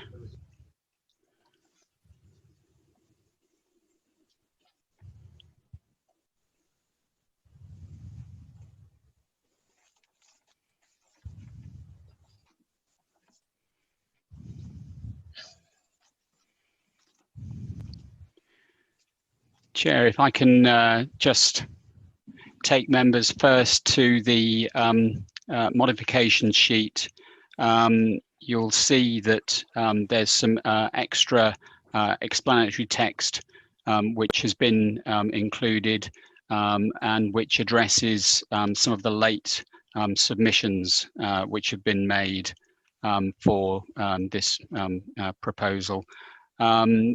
On the screen, you should be able to see an image of Fairgreen Parade as existing. And if I can just toggle between the two, this is an image of Fairgreen Parade as proposed. It's an application for the addition of 2 extra floors on the existing building. If you're familiar with Mitcham Town Centre, please bear with me, but the site is just to the south of the town centre, comprises a mix of commercial uses on the ground floor, including estate agents, betting office, shops, pharmacy, and a number of flats above.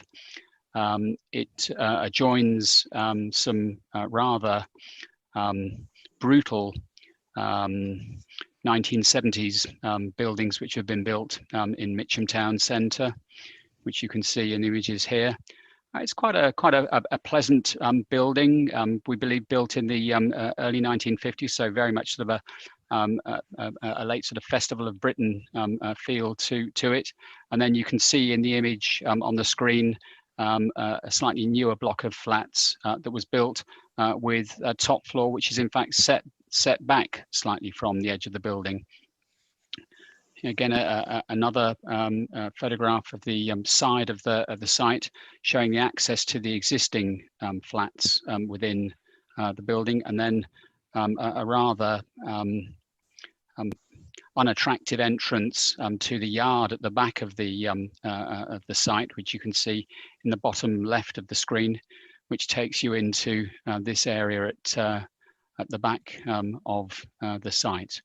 And the proposals would take the new buildings on top of the existing building. If I can take you back to the floor plans for this scheme, we've got the existing units which wrap around the corner. The proposals would form an L-shape configuration of new flats on the additional floors, some of which will have very lofty atrium-like space on the cornermost unit. The proposals, if you look at the committee report, you'll see that there's a mix of residential units from 1, 2 and larger units of accommodation. You'll see from the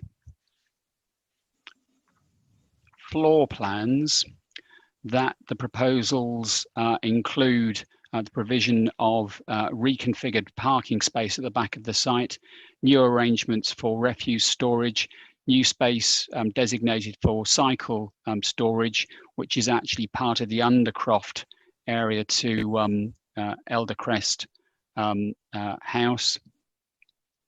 The proposals would retain the gates across the entrance into the site, and you'll see from the committee report that generally speaking we've had positive responses from our design officer.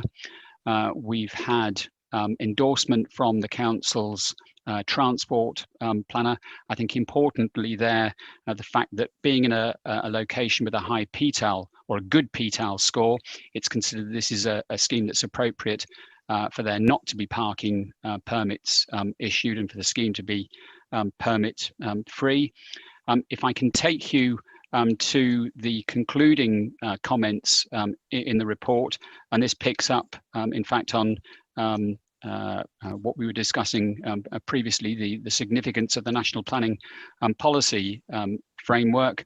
The scheme delivers on the 3 core elements for delivering sustainable development: economic, social and environmental. Economic in the sense that the new construction activity provides jobs and employment. and increases footfall in the town centre, which is good for local business. Social, insofar as it delivers new and much needed housing, and environmental, insofar as the new construction would be built to higher building regulations standards than were applied at the time of constructing the original building. So we have a low carbon footprint building with a limited need for any reliance on car use. The occupants can use public transport. So officers would assert that the proposals fulfilled the three core objectives of providing sustainable development in the NPPF, and the scheme is recommended for approval subject to the completion of a Section 106 agreement. Thank you. Thank you very much. There being no speakers on this one, I'll move straight to questions from members of the committee. Oh, no. Councillor Crowe. Thank you, Chair. To my mind, this application is all about design, and therefore there's an element of personal taste in our discussions now. If one goes back to the original picture showing the frontage, one sees that the new 2 floors appear to have a copper facing, which has weathered a lovely green. Now, I think that looks fabulous. So I'm mindful to approve this, but I'd like to be certain that's what I'm getting. So is it possible to condition this application that's going to look like the photograph? There's probably a better way of expressing that. But what I want to ensure is we actually get the photograph we've been shown. Thank you.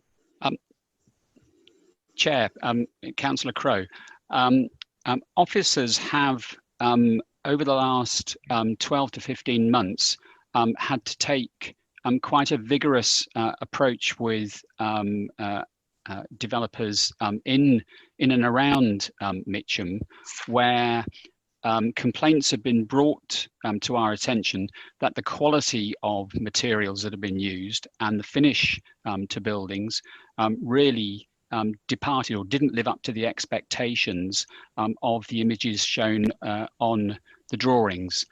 Both myself and one of the senior planners in the team visited a site only the other week on the edge of Mitcham Cricket Green, where there was a very disappointing example of mismatching brickwork. We would certainly wish to ensure, if members had any concerns about this, that we'd want to see proper material samples being provided by the applicant before enabling a scheme like this to go ahead.